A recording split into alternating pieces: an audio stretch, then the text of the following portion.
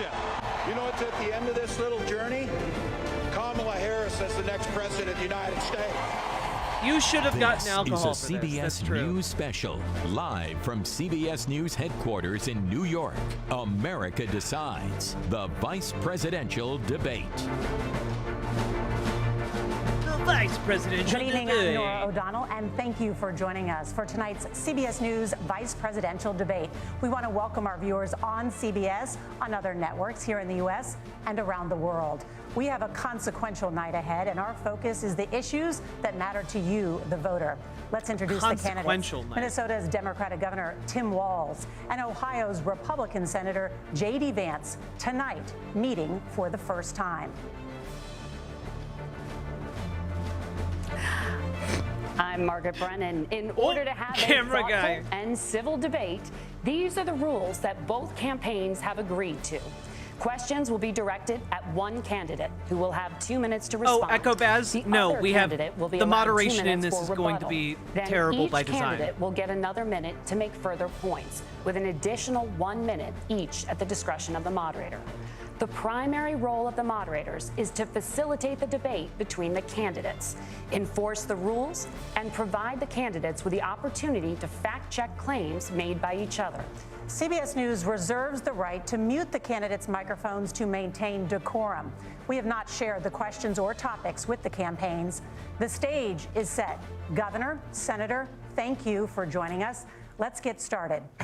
Tonight, our country is facing several unfolding crises. The Middle East is on the brink of war. Americans are suffering from the catastrophic impact of Hurricane Helene. And now a labor strike as 25,000 dock workers from Maine to Texas are picketing. We're Don't worry, guys, I ran really fast the Middle like East. Naruto. Margaret. Thank you, Nora. Earlier today, Iran launched its largest attack yet on Israel, but that attack failed, thanks to joint U.S. and Israeli defensive action. President Biden has deployed more than 40,000 U.S. military personnel and assets to that region over the past year to try to prevent a regional war. Iran is weakened, but the U.S. still considers it the largest state sponsor of terrorism in the world, and it has drastically reduced the time it would take to develop a nuclear weapon. It is down now to 1 or 2 weeks' time. Governor Walz, if you were the final voice in the Situation Room, would you support or oppose a preemptive strike by Israel on Iran? You have 2 minutes. Well, thank you, and thank you for those joining at home tonight. Oh, my God, what a loaded question. Let's keep in mind where this started. October 7th, Hamas terrorists massacred over 1,400 Israelis and took prisoners. Israel's ability to be able to defend itself is absolutely fundamental. Getting its hostages back, fundamental, and ending the humanitarian crisis in Gaza. But the expansion of Israel and its proxies is an absolute fundamental necessity for the United States to have the steady leadership there. You saw it experienced today. He's gonna ease into it, chat. Israeli partners and our coalition able to stop the incoming attack.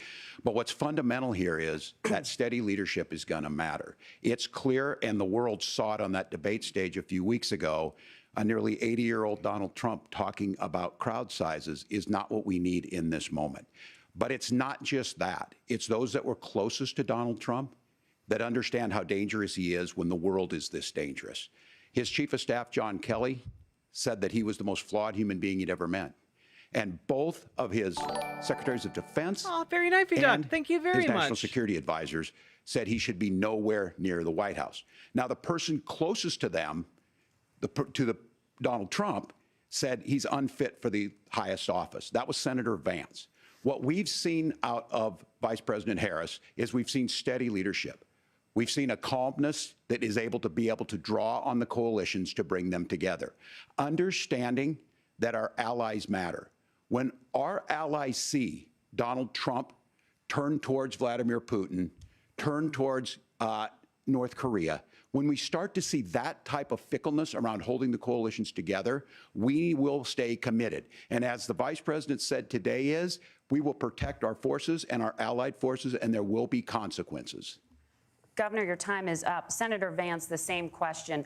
Would you support or oppose a preemptive strike by Israel on Iran? You have 2 minutes. So, Margaret, I want to answer the question. First of all, thanks, Governor. Thanks to CBS for hosting the debate. And thanks, most importantly, to the American people who are watching this evening and caring enough about this country to pay attention to this vice presidential debate.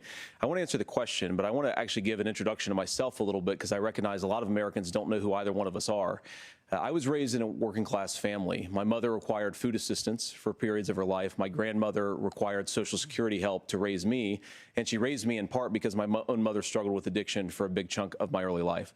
I went to college on the GI Bill after I enlisted in the Marine Corps and served in Iraq. And so I stand here coming across asking to much be your vice better, president with extraordinary gratitude but mostly for this country, because he's ignoring for the American question dream to that give made a it possible speech. for me to live my dreams. And most importantly, I know that a lot of you are worried about the chaos in the world and the feeling that the American dream is unattainable. I want to try to convince you tonight over the next 90 minutes that if we get better leadership in the White House, if we get Donald Trump back in the White House, the American dream is going to be attainable once again. This is why we need This moderation. particular question, we have to remember that as much as Governor Walz just accused Donald Trump of being an agent of chaos, Donald Trump actually delivered stability in the world, and he did it by establishing effective deterrence. People were afraid of stepping out of line. Iran, which launched this attack, has received over $100 billion in unfrozen assets thanks to the Kamala Harris administration. What do they use that money for? They use it to buy weapons that they're now launching against our allies, and God forbid, potentially launching against the United States as well. Donald Trump recognized that for people to fear the United States, you needed peace through strength. They needed to recognize that if they got out of line, the United States global leadership would put stability and peace back in the world. Now, you asked about a preemptive strike, Margaret, and I want to answer the question. Look, it is up to Israel what they think they need to do to keep their country safe, and we should support our allies wherever they are when they're fighting the bad guys. I think that's the right approach to take with the Israel question. Thank you, Senator. Governor Walz, do you care to respond to any of the allegations? Well, look, Donald Trump was in office. We'll sometimes hear a revisionist history, but when Donald Trump was in office, it was Donald Trump who we had a coalition of nations that had boxed Iran's nuclear program in, the inability to advance it.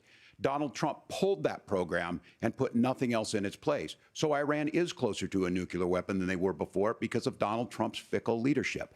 And when Iran shot down an American aircraft in international airspace, Donald Trump tweeted, because that's the standard diplomacy of Donald Trump.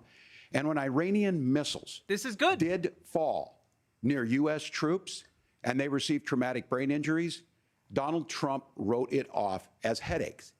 Look, our allies understand. He was clearly not expecting this first question. Donald Trump is fickle. He will go to whoever has the most flattery or where it makes sense to him. Steady leadership like you witnessed today, like you witnessed in April. Both Iranian attacks were repelled. Our coalition is strong, and we need the steady leadership that Kamala Harris is providing.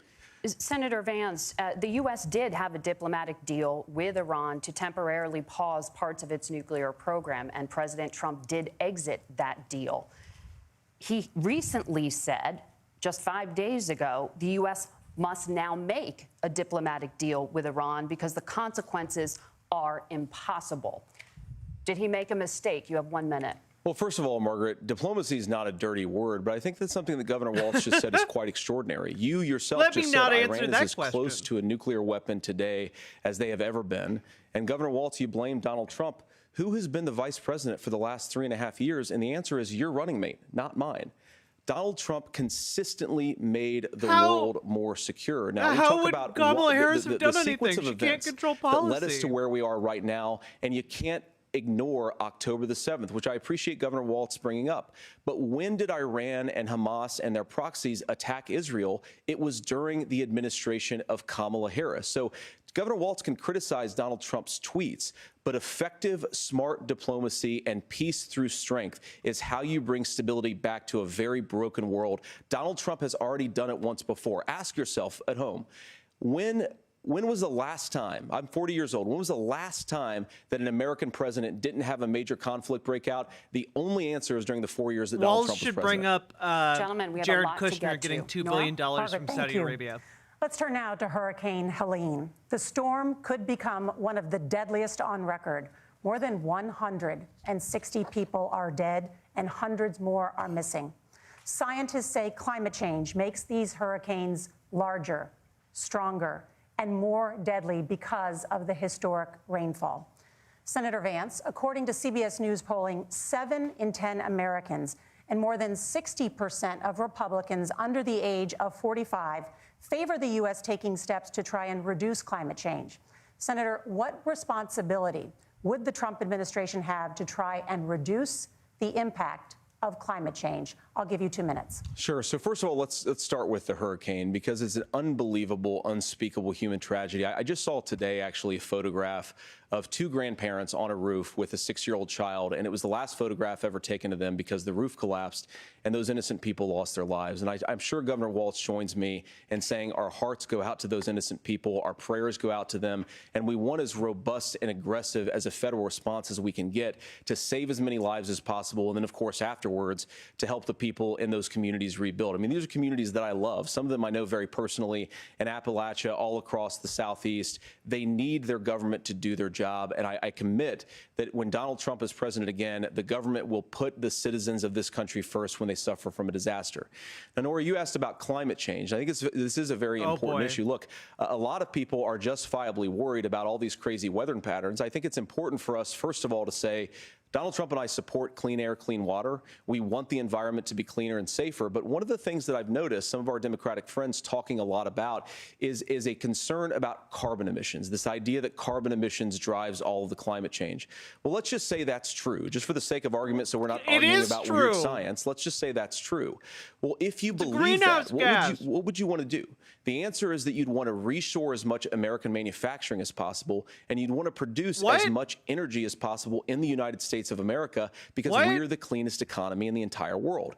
What have Kamala Harris's policies actually led to? More energy production in China, more manufacturing overseas, Costa Rica went entirely on more doing renewables business in some of the dirtiest parts of the entire world. And when I say that, I mean the amount of carbon emissions they're doing per unit of economic output. So if we actually care about getting cleaner air and cleaner water, the best thing to do is to double down and invest in American workers and the American people. And unfortunately, Kamala Harris has done exactly the opposite. Governor Walz, you have 2 minutes to respond. Well, we got close to an agreement because all those things are happening. Look, first of all, it is a horrific tragedy with this hurricane, and my heart goes out to the folks that are down there in contact with the governors. I serve as co-chair of the Council of Governors as we work together on these emergency managements. Governors know no partisanship. They work together to all of the governors, and the emergency responders are on the ground. Those happen on the front end. The federal government comes in, makes sure they're there that we recover, but we're still in that phase where we need to make sure that they're staying there, staying focused. Now, look, coming back to the climate change issue, there's no doubt this thing roared onto the scene faster and stronger than anything we've seen. God, Senator I wish Vance there was has actual said that there's a moderation climate in this problem in the debate. past. Donald Trump called it a hoax and then joked that these things would make more beachfront property to be able to invest in. What we've seen out of the Harris administration now, the Biden-Harris administration, is we've seen this investment. We've seen massive investments, the biggest in global history that we've seen in the Inflation Reduction Act, has created jobs all across the country. Walz was off to a shaky in start. Jeffersonville, Ohio. He's doing much better now. Taking the EV technology that we invented and making it here. 200,000 jobs across the country. The largest solar manufacturing you want to plant reshore in jobs? North America Let's sits in reshore Minnesota. green But my energy farmers know manufacturing. climate change is real. How about that? They've seen 500-year droughts, 500-year floods back to back. But what they're doing is adapting, and this has allowed them to tell me, look, I harvest corn, I harvest soybean, and I harvest wind. We are producing more natural gas and more oil at any time than we ever have. We're also producing more clean energy. So the solution for us is to continue to move forward, that climate change is real. Reducing our impact is absolutely critical, but this is not a false choice. You can do that at the same time you're creating the jobs that we're seeing all across the country. That's exactly what this administration has done. We are seeing us becoming an energy superpower for the future, not just the current. And that's what absolutely makes sense. And then we start thinking about how do we mitigate these disasters? Let's go, Thank you. Tim. Senator, Good I want to answer. give you an opportunity to respond there. The governor mentioned that President Trump has called climate change a hoax. Do you agree? Well, look, what the president has said is that if the Musk fueling Democrats, in particular Kamala Harris and her leadership, if they really believe that climate change is serious, what they would be doing is more manufacturing and more energy production in the United States of America, and that's not what they're doing. The so CHIPS clearly, Act, Kamala the Harris infrastructure herself bill, both doesn't those things believe did her that. own rhetoric on this. If she did, she would actually agree with Donald Trump's energy policies. Now, something Governor Walz said is important to touch upon, because so when we talk hard. about He's relying clean on energy, the ignorance I think that's a of his slogan audience. that often the Democrats will use here. And I'm talking, of course, about the Democratic leadership. And the real issue is that if you're spending hundreds of millions or even billions of dollars of American taxpayer money on solar panels that are made in China, number one, you're going to make the economy dirtier. We should be making more of those solar panels here in the United States of America. Some of them are, Tim, but a lot of them are being made overseas in China, especially the components. Yeah, so you should have done the Green New Deal. So if you really want to make the environment cleaner, you've got to invest in more energy production. We have built a nuclear facility, I think, one in the past 40 years. Senator. Natural gas, we got to invest more in it. Kamala Harris has done the opposite. That's raised energy how about prices green and energy also and meant not that we're natural doing gas? this by Senator, the your time climate. is up. Governor, would you like to respond? Well, look, we're producing more natural gas than we ever have. There's no moratorium on that. We're producing more oil. But the folks know, and like I said again, these are not liberal folks. These are not folks that are Green New Deal folks. These are farmers that have been drought one year, massive flooding the next year. They understand that it makes sense. Look, our #1 export cannot be topsoil from erosion from these massive storms. We saw it in Minnesota this summer. And thinking about how do we respond to that, we're thinking ahead on this. And what Kamala Harris has been able to do in Minnesota, we're starting to weatherproof some of these things. The infrastructure law that was passed allows us to think about mitigation in the future. How do we make sure that we're protecting by burying our power lines? How do we make sure that we're protecting lakefronts and things that we're seeing more and more of? But to call it a hoax and to take the oil company executives to Mar-a-Lago, say, give me money for my campaign, and I'll let you do whatever you want. We can be smarter about that, and an all-above energy policy is exactly what she's doing, creating those jobs right here. Let's go, Tim. Getting in those Governor, your time punches. is up. Okay. The overwhelming consensus among scientists is that the Earth's climate is warming at an unprecedented rate. Margaret, Throwing that thank mean you, Nora. right hook. We're going to turn now to immigration. The About crisis corruption. at the U.S.-Mexico border consistently ranks as one of the top issues for American voters. Senator Vance, your campaign is pledging to carry out the largest mass deportation plan in American history and to use the U.S. military to do so. Yeah, Could a you be massive more ethnic specific cleansing. about exactly how this will work? For example, would you deport parents who have entered the U.S. illegally and separate them from any of their children who were born on U.S. soil? You have 2 minutes. So first of all, Margaret, before we talk about deportations, we have to stop the bleeding. We have a historic immigration crisis We have to because shut down the Kamala border Harris until we know started what the hell and is going said on. that she wanted to undo all of Donald Trump's border policies. 94 executive orders suspending deportations, decriminalizing illegal aliens, massively increasing the asylum fraud that exists in our system. That has opened the floodgates. And what it's meant is that a lot of fentanyl is coming into our country. I had a mother who struggled with opioid addiction and has gotten clean. I don't want people who are struggling with addiction to be deprived of their second chance because Kamala Harris let in fentanyl into our communities at record levels. So you've got to stop the bleeding. You've got to re-implement Donald Trump's border policies, build the wall, re-implement deportations. And that gets me to your point, Margaret, about what do we actually do? So we've got 25 Anthony Schuler, million he's illegal talking about aliens who are here reverse in the bleeding, country. where you What do we do suck with them? I in think the blood. first thing that we do is we start with the criminal migrants. About 1 million of those people have committed some form of crime in addition to crossing the border illegally. I think you start with deportations on those folks. And then I think you make it and harder for illegal eventually aliens you to get to the undercut the parents wages and of you American separate them from workers. their kids. A lot of people will Yeah, go home if eventually. they can't work for less than minimum wage in our own country. And by the way, that'll be really good for our workers who just want to earn a fair wage for doing a good day's work.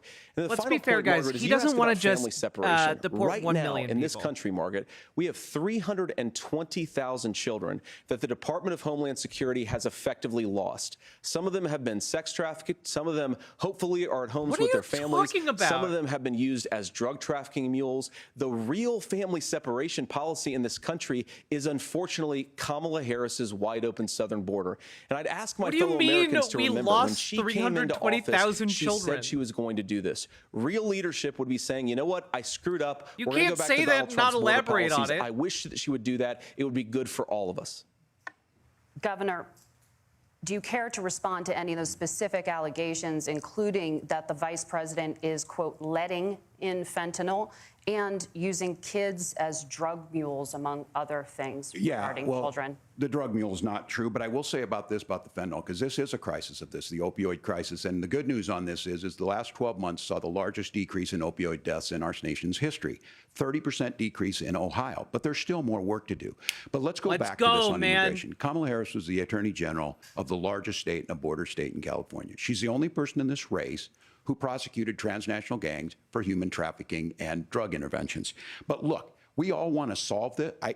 Most of us want to solve this, and that is the United States Congress. That's the Border Patrol agents. That's the Chamber of Commerce. That's most Americans out here. That's why we had the fairest and the toughest bill on immigration that this nation's seen. It was crafted by a conservative senator from Oklahoma, James Lankford. I know him. He's super conservative, but he's a man of principle, wants to get it done. Democrats and Republicans worked on this piece of legislation. The Border Patrol said, this is what we need in here. These are the experts. And the Chamber of Commerce and the Wall Street Journal said, pass this thing. Kamala Harris helped get there. 1,500 new border agents, detection for drugs, DOJ money to speed up these the adjudications on this, just what America wants. But as soon as I was getting ready to pass and actually tackle this, Donald Trump said no, told them to vote against it because it gives him a campaign issue.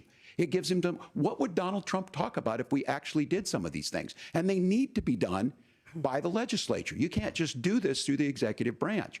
So look, we have the options to do this. Donald Trump had 4 years.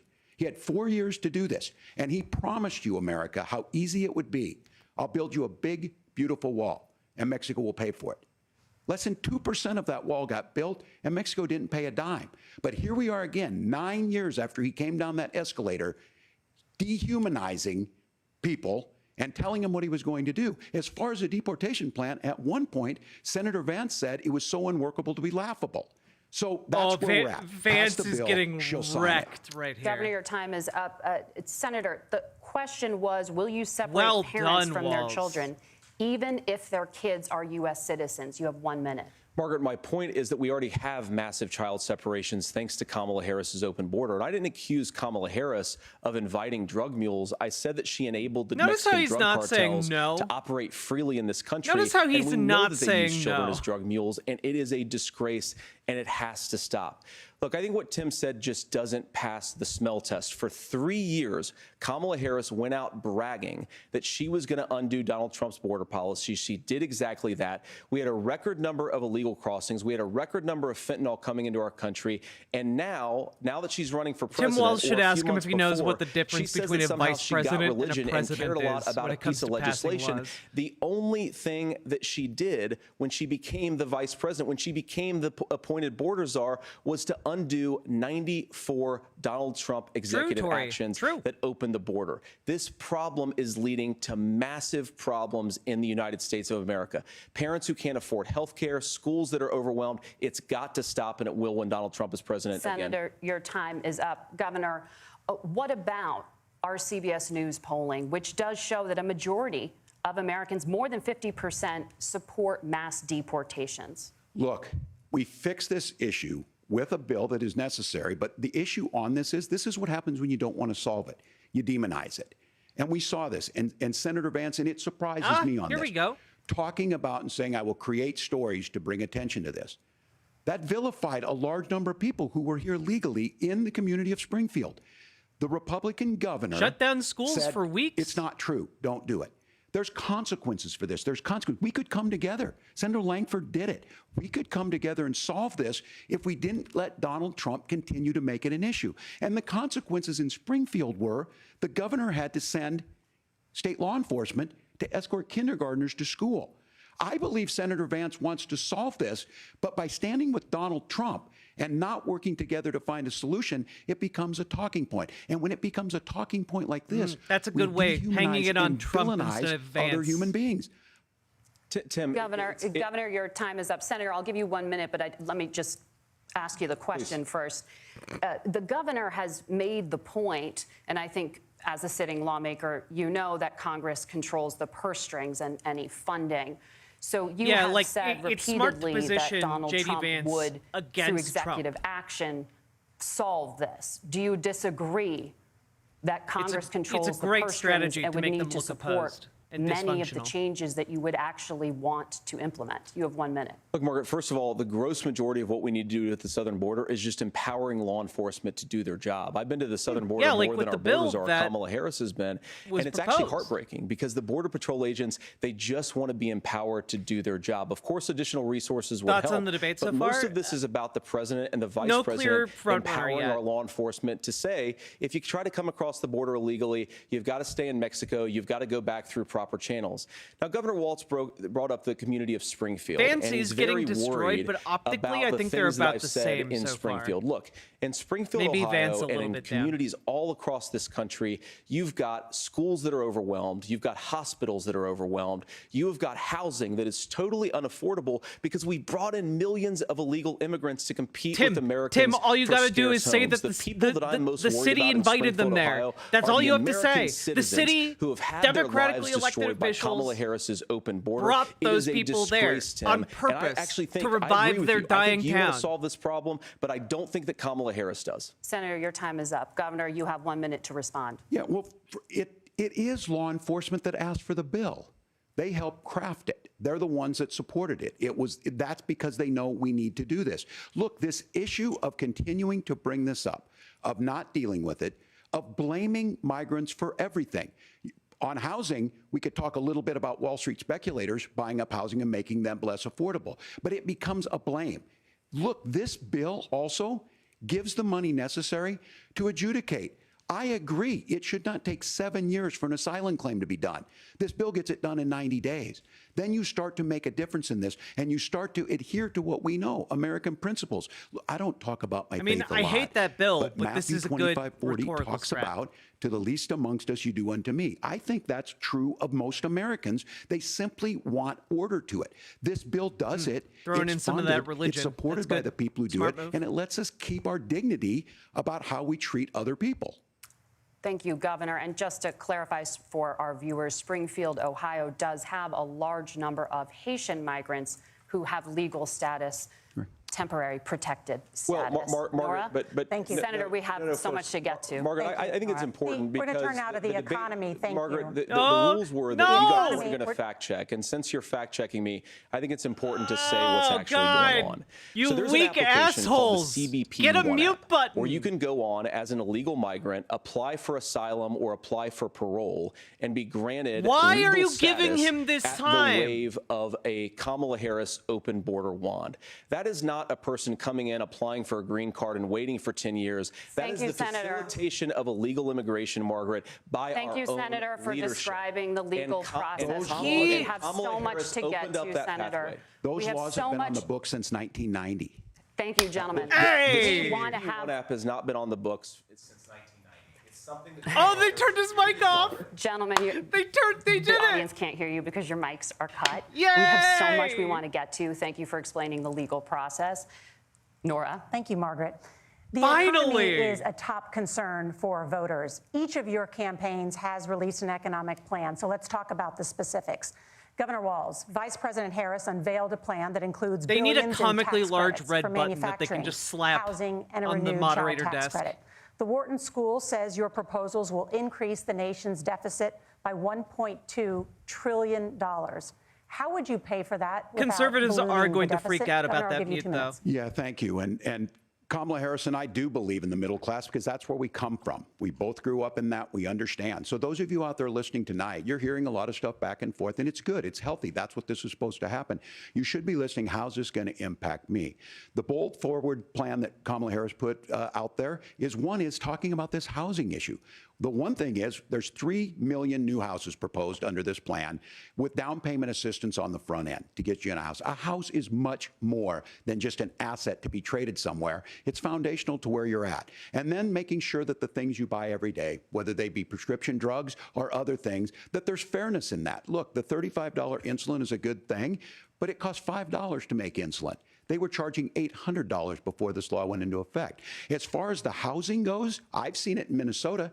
12% more houses in Minneapolis, prices went down on rent 4%. It's working. And then making sure tax cuts go to the middle class. $6,000 child tax credit, we have one in Minnesota, reduces childhood poverty by 1/3. We save money in the long run, and we do the right thing for families. Well and done. then getting businesses Yes, off the ground. exactly. The law as it stands right now is $5,000 More people need to tax say credit for this. small business, increasing that to $50,000. Now, this is a philosophical difference between us. Donald Trump made a promise, and I'll give you this. He kept it. He took folks to Mar-a-Lago, said, you're rich as hell, I'm going to give you a tax cut. He gave the tax cuts that predominantly went to the top class. What happened there was an $8 trillion increase in the national debt, the largest ever. Now he's proposing a 20% consumption or sales tax on everything we bring in. Everyone agrees, including businesses, it would be destabilizing it. It would increase inflation and potentially lead to a recession. Look, this is simple for you. Where are we going? Kamala Harris has said to do the things she wants to do. We'll just ask the wealthiest to pay their fair share. When you do that, our system works best, more people are participating in it, and folks have the things that they need. Senator, I want to give you a moment to respond on that. But similarly, the Wharton School has done an analysis of the Trump plan and says it would increase the nation's deficit by $5.8 trillion. My question is the same for you. How do you pay for all that without ballooning the deficit? I'll give you 2 minutes. Well, first of all, you're going to hear a lot from Tim Walz this evening, and you just heard it in the answer, a lot of what Kamala Harris proposes to do.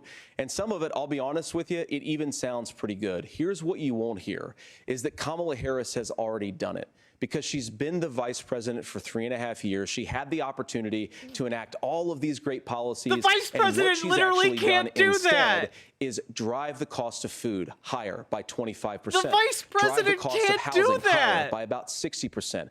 Open the American southern border and make middle-class life unaffordable for a large number of Americans. If Kamala Harris has such great plans for how to address middle-class problems, then she ought to do them now. Not when asking for a promotion, but in the job the American people gave her 3.5 years ago. Do you know what a vice president does, J.D. Vance? I just want to know her actual plans.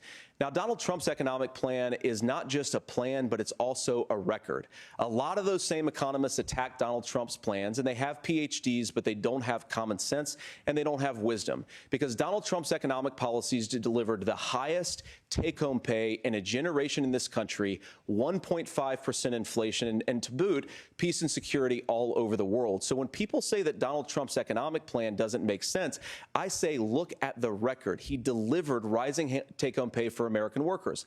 Now, Tim admirably admits that they want to undo the Trump tax cuts. But if you look at what was so different about Donald Trump's tax cuts, even from previous Republican tax cut plans, is that a lot of those resources went to giving more take-home pay to middle-class and working-class Americans. It was passed in 2017, and you saw an American economic boom unlike we've seen in a generation in this country. That is a record that I'm proud to run on, for the and we're middle going to and get back to that working common class. sense The rich wisdom people get so to that keep you it can forever. afford to live the American dream again. I know a lot of you are struggling. I know a lot of you are worried about paying the bills. It's going to stop when Donald Trump brings back common sense to this country. Governor, do you want to respond to that? What has Kamala Harris done for the middle class? Yeah, well, Kamala Harris's day one was Donald Trump's failure on COVID that led to the collapse of our economy. We were already before COVID in a manufacturing recession, but 10 million people out of work, largest percentage since the Great Depression. 9 million jobs closed on that. That was day one, whether it was the Infrastructure Act or other things we moved. Now, you made a question about experts, said this.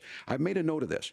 Economists can't be trusted. Science can't be trusted. National security folks can't be trusted.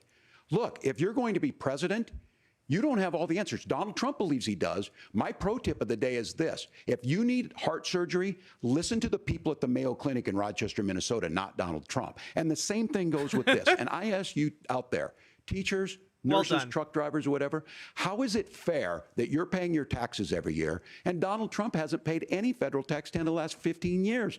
And the last year as president. That's what's wrong with the system. There's a way around it, and he's bragged about that. We're just asking for fairness in it, and that's all you want. Well done. You're getting some good body shots. You say trust the experts. But those same experts for 40 years said that if we shipped our manufacturing base off to China, we'd get cheaper goods. They lied about that. We got cheaper goods. Shipped our industrial base off to other countries, to Mexico and elsewhere, it would make the middle class stronger. They were wrong about that. They were wrong about the idea that if we made America less self-reliant, less productive in our own nation, that it would somehow make us better off, and they were wrong about it. And for the first time in a generation, Donald Trump had the wisdom and the courage to say to that bipartisan consensus, we're not doing it anymore. We're bringing American manufacturing back. We're unleashing American energy. We're going to make more of our own stuff. And this isn't just an economic issue. I mean, I've got 3 beautiful little kids at home, 7, 4, and 2, and I love them very much, and I hope they're in bed right now. But look, so many of the drugs, the pharmaceuticals that we put in the bodies of our children are manufactured by nations that hate us. This has to stop, and we're not going to stop it by listening to experts. We're going to stop it by listening to common sense wisdom, which is what Donald Trump governed on. Senator, your time is up. Governor Walz, can you address that? I mean, voters say they trust Donald Trump on the economy more. Why? Well, if you're listening tonight and you want billionaires to get tax cuts, you literally outsourcing and sending companies overseas, like, saved companies like 15 to 20%, like ridiculous margins. heard what the numbers were. Look, I'm a union guy on this. I'm not a guy who wanted to ship things overseas, but I understand that, look, we produce soybeans and corn. We need to have fair trading partners. That's something that we believe in. I think the thing that most concerns me on this is Donald Trump was the guy who created the largest trade deficit in American history with China. So the rhetoric is good. Much of what the senator said right there, I'm in agreement with him on this. I watched it happen too. I watched it to my communities, and we talked about that. But we had people undercutting the right to collectively bargain. We had right to work states made it more difficult. We had companies that were willing to ship it over, and we saw people profit. Folks that are venture capital in some cases, putting money into companies that were overseas. We're in agreement that we bring those home. The issue is Donald Trump is talking about it. Kamala Harris has a record, 250,000 more manufacturing jobs just out of the IRA. May I respond to that? Yes. So appreciate that. So if you notice, what Governor Walz just did is he said, first of all, Donald Trump has to listen to the experts. And then when he acknowledged that the experts screwed up, he said, well, Donald Trump didn't do nearly as good of a job as the statistics that's a gross generalization. that he did. So what Tim Walz is doing, and I honestly, Tim, I think you got a tough job here, because you've got to play whack-a-mole. You've got to pretend that Donald Trump didn't deliver rising take-home pay, which of course he did. You've got to pretend that Donald Trump didn't deliver lower inflation, which of course he did. And then you've simultaneously got to defend Kamala Harris's atrocious economic record, which has made gas, groceries, and housing unaffordable for American citizens. I was raised by a woman who would sometimes go into medical debt so that she could put food on the table in our household. I know what it's like to not be able to afford the things that you need to afford. We can do so much better. To all of you watching, we can get back to an America that's affordable again. We just got to get back to common sense economic principles. I hope we have a conversation on health care then. Senator, Governor. Please. Thank you. Margaret? We have a lot to get to ahead, gentlemen, on many topics. But right now, I want to talk about personal qualifications. The vice president is often the last voice. Just as an FYI, I want you all to look at this graph about average price for a gallon of gas. Take a look at how it spiked. Take a look at how it spiked under COVID. Are you kidding me? Like, this happens all the time. Gas prices go up. Look at this graph. Of 89 to travel to China.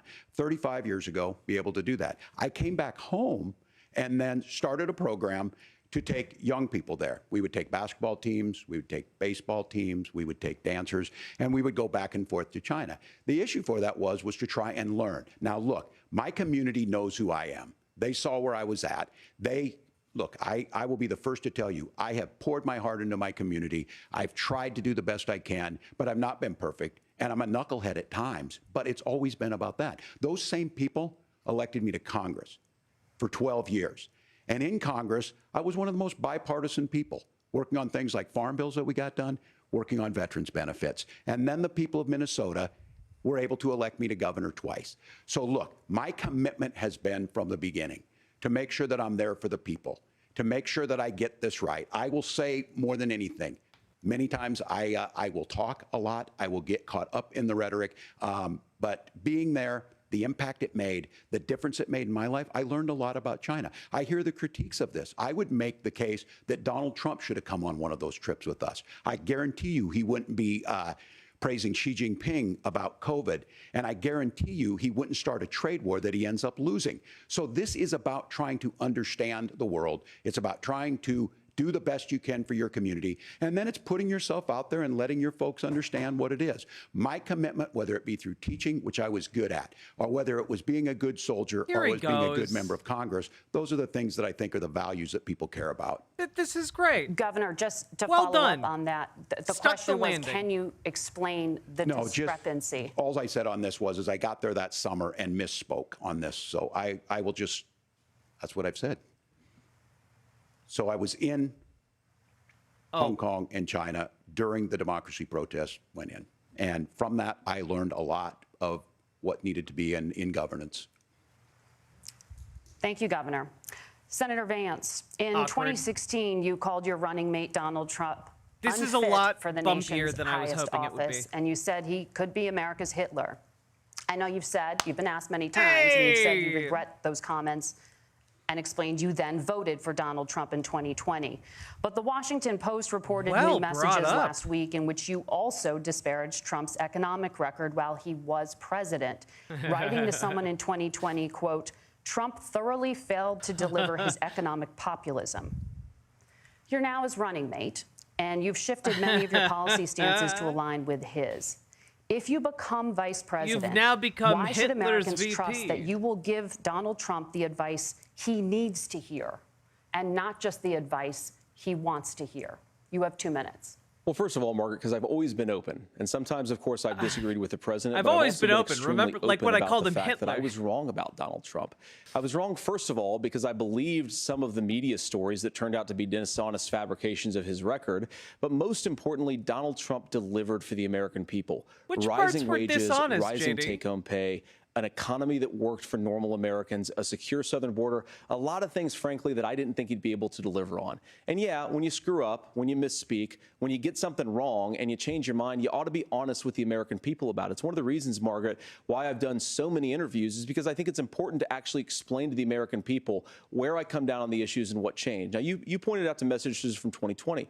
Margaret, I've been extremely consistent that I think there were a lot of things that we could have done better in the Trump administration the first round if Congress was doing its job. I strongly believe, and I've been a United States Senator, that Congress is not just a high-class debating society. It's not just a forum for senators and congressmen to whine about problems. It's a forum to govern. So there were a lot of things on the border, you haven't passed on tariffs, or voted for for a example, single where I piece of think that we could have legislation done that would so help much working more if the people. Republican Congress and the Democrats in Congress had been a little bit better about how they govern the country. They were so obsessed with impeaching Donald Trump, they couldn't actually govern. And I want to talk about this tariff issue in particular, Margaret, because Tim just accused this of being a national sales tax.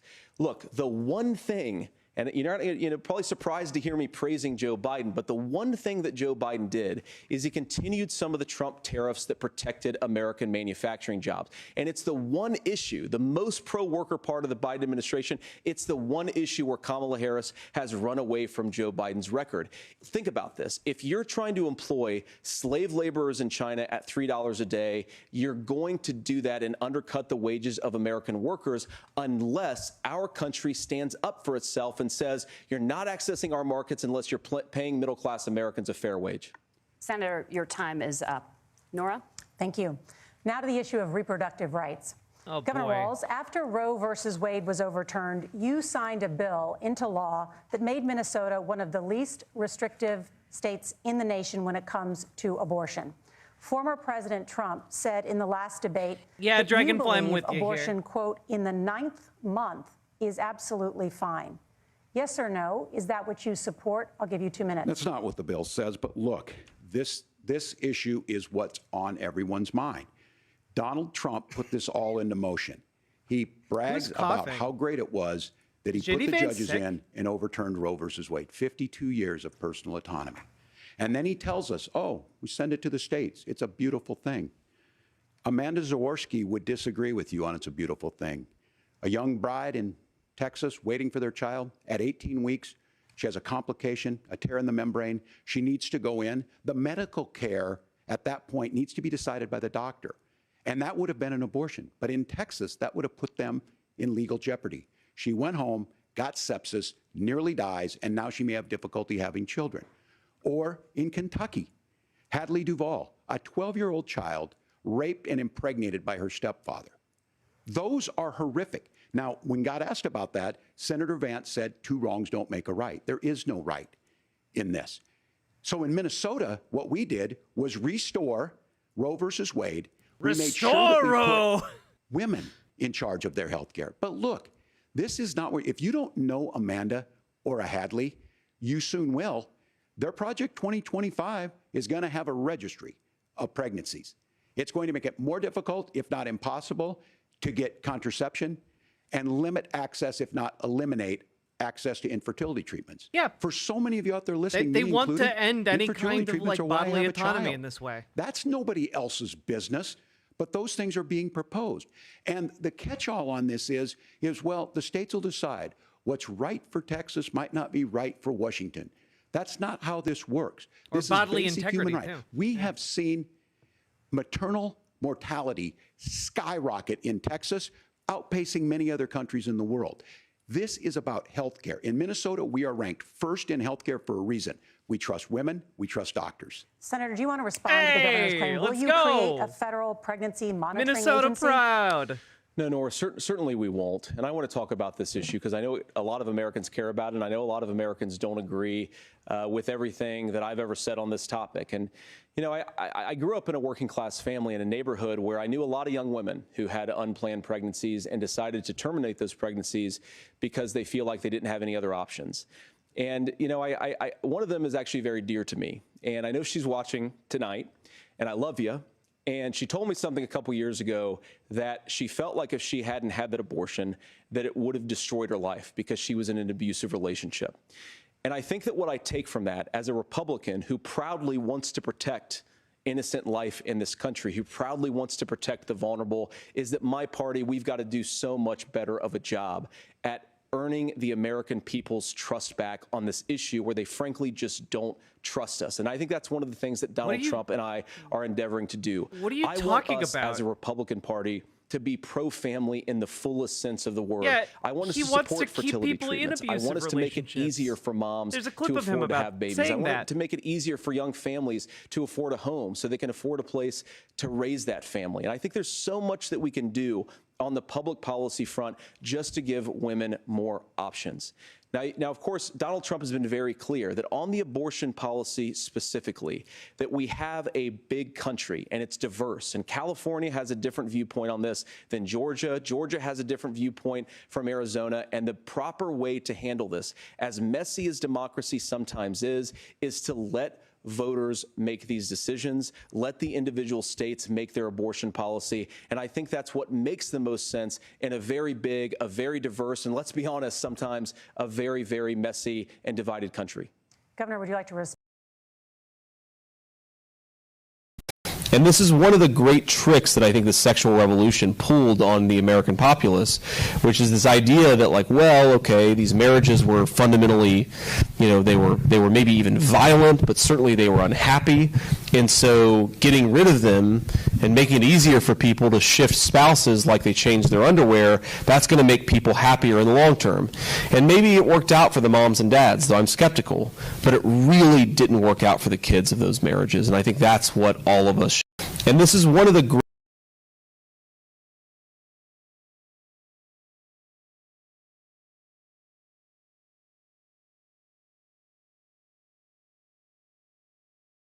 Can you hear me talk about it? You hear us talking exactly the same. Donald Trump is Your trying mic not working. Well, damn it. Anyway, what I was saying is he wants people to stay in violent, abusive relationships.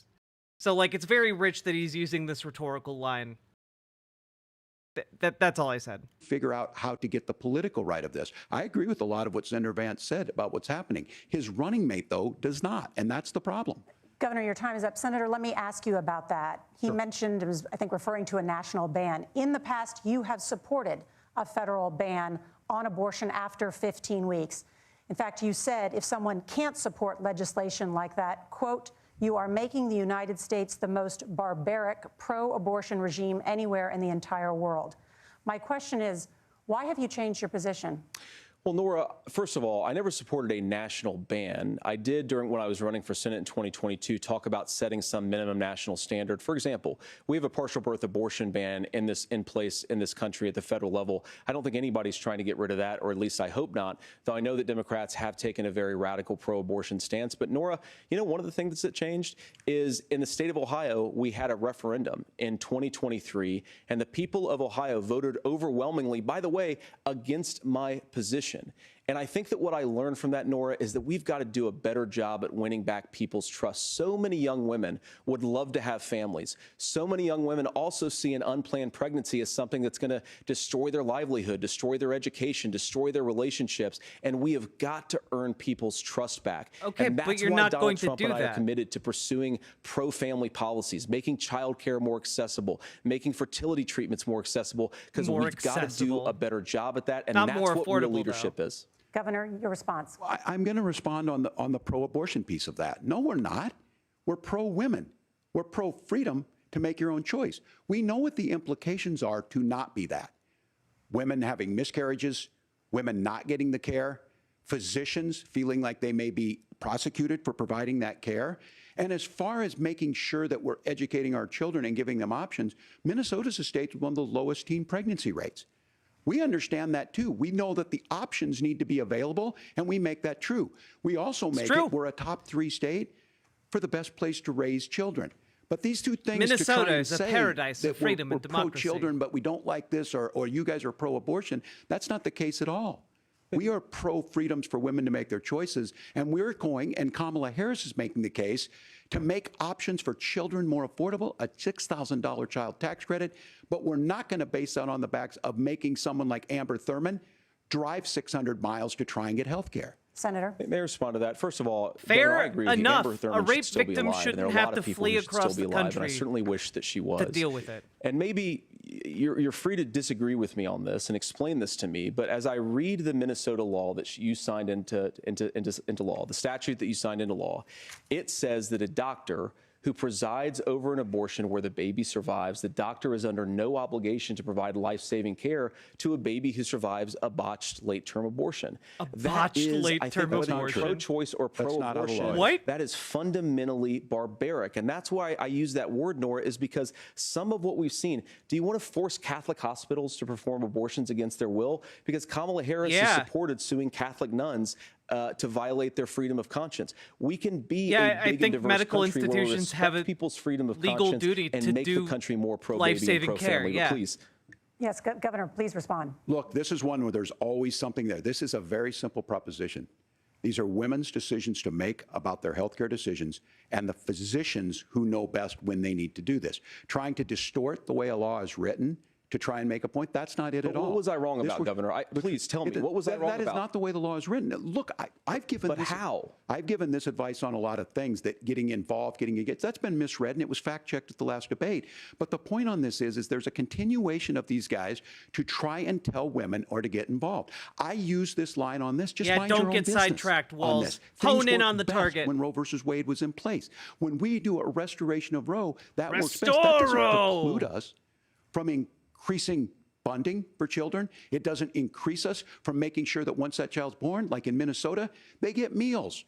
They get early childhood education. Yeah. They get health care. Free meals at school. Hiding It's great. behind we're going to do all these other things when you're not proposing them in your budget. Kamala Harris is proposing them. She's proposing all those things to make life easier for families. I asked a specific question, Governor. You gave me a slogan as a response. It's not the case. It's not true. That's not what the law says. So It's they just a fact-checked it with lie. President Trump. Gentlemen, there's a lot to discuss. We have to move on, and we're going to be right back with much more of the CBS News vice presidential debate in just a moment. This has been Pin him to the great. wall. This has been absolutely great. I'm very excited about how this is going so Pin far. him to the walls. Pin him to the walls. Yeah, I mean, like, he basically was just like, you lying though. Why? I don't even need to engage on this topic. You're just telling a lie. That was good. That was really, really good. Overall, my impression right now is that Tim Walz got off to a rocky start. He found his footing. I think he's a guy who usually speaks off the cuff. And he probably tried to memorize a lot of like lines for this debate. It kind of at times sounds like he's like, oh, what was the next part that came on the note card? You know, like it sounds like he's flailing a little bit in that regard. But on the stuff where he knows, like his home turf, you can see him like he can just think on the fly. He's doing very well in that in those segments. I don't think Walz is winning that much. I don't think he's winning that much either, but I do think he is winning.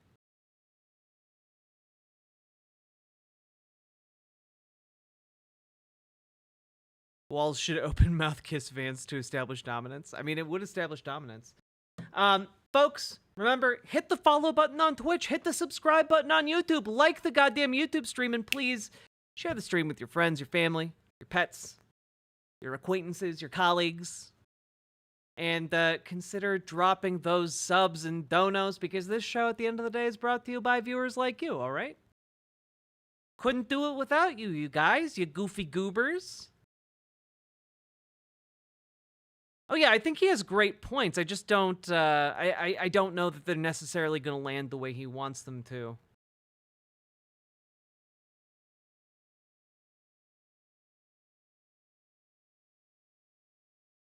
Guys, also, we have 62 likes on the stream so far. I think you guys can hit 100. Let's go. Let's go. Let's reach deep within you and hit that like button.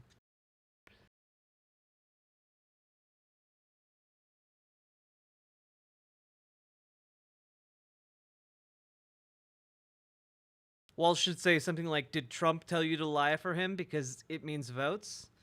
He doesn't really consult you much on anything, according to him. He doesn't see your position as valuable. I mean, I think that requires a level of cutthroat that Tim Walz doesn't have, you know?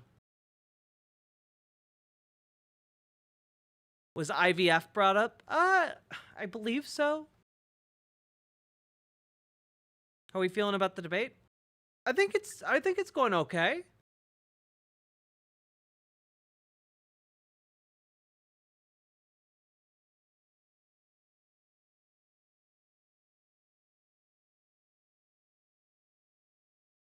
Oh, how we feeling? How we feeling, fam? Thanks, Valerian Damocles Marcellus. I remember hearing about IVF. I guess they haven't touched on it specifically. I think it was just mentioned at one point in passing.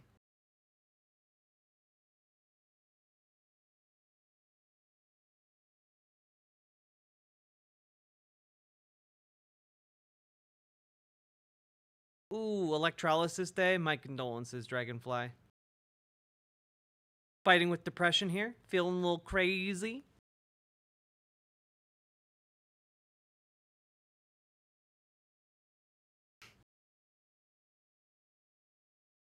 Moderators doing better than you thought?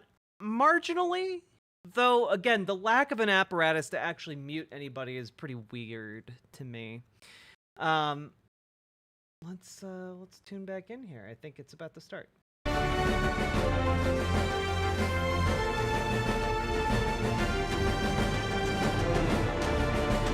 They did mute him. Welcome back. But it sounded News like an vice presidential it took debate. a lot. We want to you know? turn now to America's gun violence epidemic. I need the leading button on the cause desk. of death I need the for visual. children and teens in America is by firearms. Senator Vance, you oppose most gun legislation that Democrats claim would curb gun violence. You oppose red flag gun laws and legislation to ban certain semi-automatic rifles, including AR-15s. So let me ask you, earlier this year, for the first time, the parents of a school shooter were convicted of involuntary manslaughter and sentenced to 10 years in prison. Do you think holding parents responsible could curb mass shootings? I'll give you 2 minutes. Yeah, well, Nora, on that particular case, I don't know the full details, but I certainly trust local law enforcement and local authorities to make those decisions. I think in some cases the answer is going to be yes, and in some cases the answer is going to be no.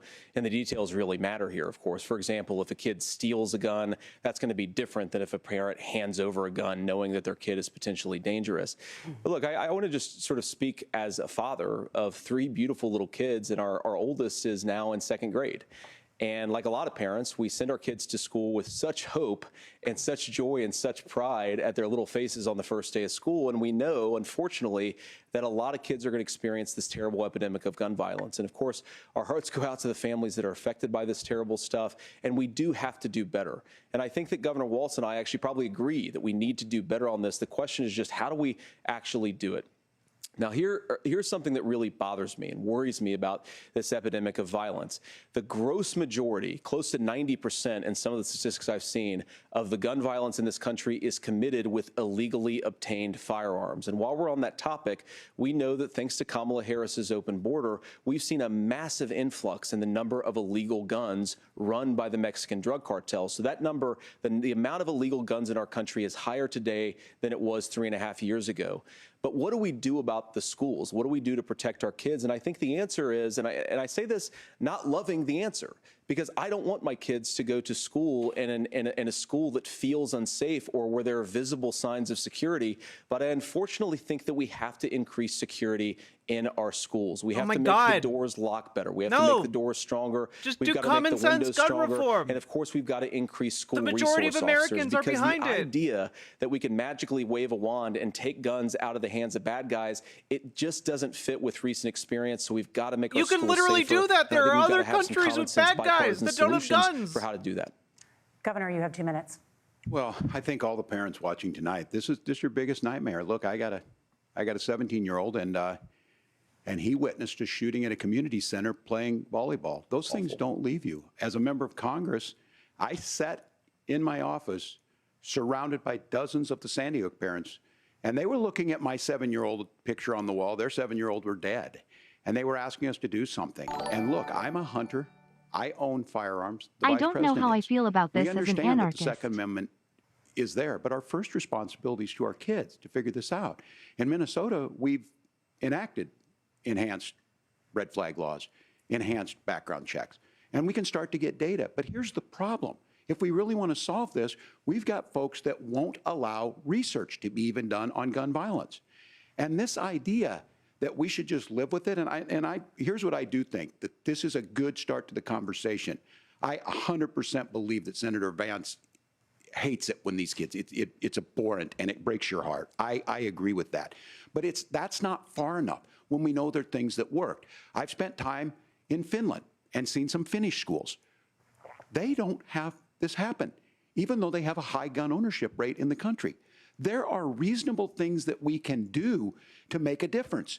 It's not infringing on your Second Amendment. And the idea to have some of these weapons out there, it just doesn't make any sense.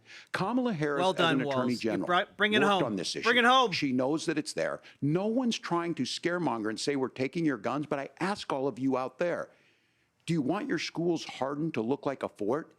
Is that what we have to go? When we know there's countries around the world that their children aren't practicing these types of drills. They're being kids. We owe it to them to get a fix. These are things that shouldn't be that difficult. You can still keep your firearms, and we can make a difference. We have to. If you're listening tonight, this breaks your heart. Senator. Tim, first of all, I didn't know that your 17-year-old witnessed a shooting, and I'm sorry about that. And I hope that he's doing okay. Oh, man. Christ have mercy. It is awful. Ben Shapiro and Matt appreciate what Walsh Tim are said both actually about applauding J.D. Finland, Vance for because I do being think it muted. illustrates some of the frankly weird differences between our own country's gun violence problem and Finland. Is okay. First of all, we have way higher rates of mental health abuse or mental health substance abuse.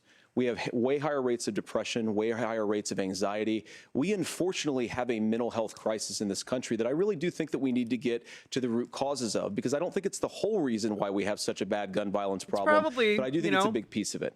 Another driver of the gun violence epidemic, especially that affecting our kids, it doesn't earn as many headlines, but is the terrible gun violence problem in a lot of our big cities. And this is why we have to empower law enforcement to arrest the bad guys, put them away, and take gun offenders off the streets. I think there's a whole host of things that we can do here, but I do think at our schools we've got to talk about more security. Senator, thank you. Governor, you previously opposed an assault weapons ban, but it only later in your political career did you change your position. Why? Yeah, I sat in that office with those Sandy Hook parents. I've become friends with school shooters. I've seen it. Look, the NRA, I was the NRA guy for a long time. They used to teach gun safety.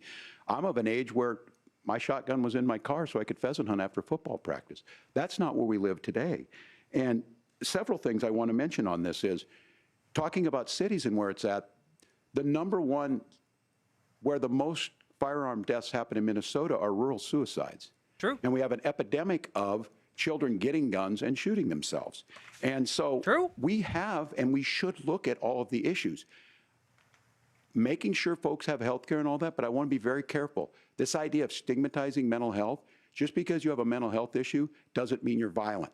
And I think what we end up doing is we start looking for a scapegoat. Sometimes it just is the guns. It's just the guns, and there are things that you can do about it. But I do think that this is one, and I think this is a healthy conversation. I think there's a capacity to find solutions on this that work, protect Second Amendment, protect our children. That's our priority. Gentlemen, thank you. Margaret? Thank you, Nora. I mean, it's the guns part is going to scare a lot of Republicans, inflation, but the high cost of housing and rent. he's right.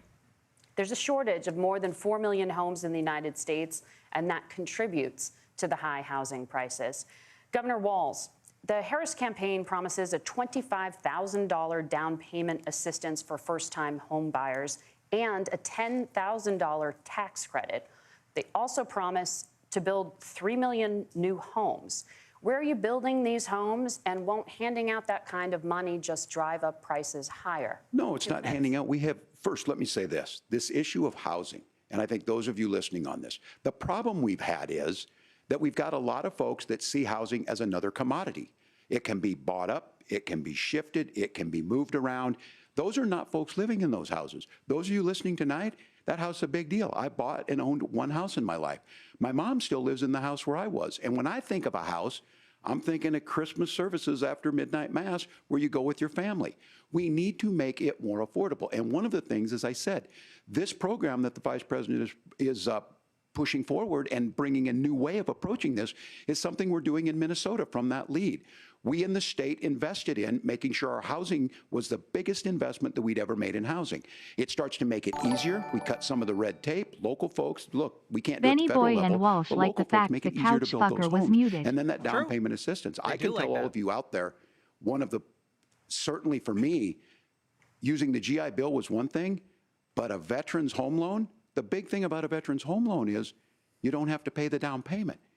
Those are things that make it there. Now, look, you're going to pay it back, and you're going to pay your mortgage. Those are things that we know in the long run, the appreciated value, the generational wealth that's created from it. And I will give Minneapolis an example. Minneapolis is the one city where we've seen the lowest inflation rates. We've seen a 12% increase in stock because we put some of these things in, and we're implementing a state program to make sure we give some of that down payment assistance. We get it back from people because here's what we know. People with stable housing end up with stable jobs. People with stable housing have their kids able to get to school. All of those things in the long run end up saving our money. And that's the thing that I think we should be able to find some common ground in, but we can't blame Walz's immigrants for the only reason. That's not the case that's happening in many cities. The fact of the matter is that we don't have enough naturally affordable housing, but we can make sure that the government's there to help kickstart it, create that base. Governor, your time is up. Senator Vance, as far as your campaign's position, the promise is to seize federal lands to build homes, remove regulation, provide tax breaks, and cut back on immigration, which you say pushes up prices. Where are you going to build all the new homes you're promising, and what part of any of this plan will provide immediate relief? You have 2 minutes. Well, first of all, Tim just said something that I agree with. We don't want to blame immigrants for higher housing prices, but we do want to blame Kamala Harris for letting in millions of illegal aliens into this country, which does drive up costs, Tim. The gun is good. 25 million illegal aliens competing with Americans for scarce homes is one of the most significant drivers of home prices in the country. It's why we have massive increases in home prices that have happened right alongside massive increases in illegal alien populations under Kamala Harris's leadership. Now, Tim just mentioned a bunch of ideas.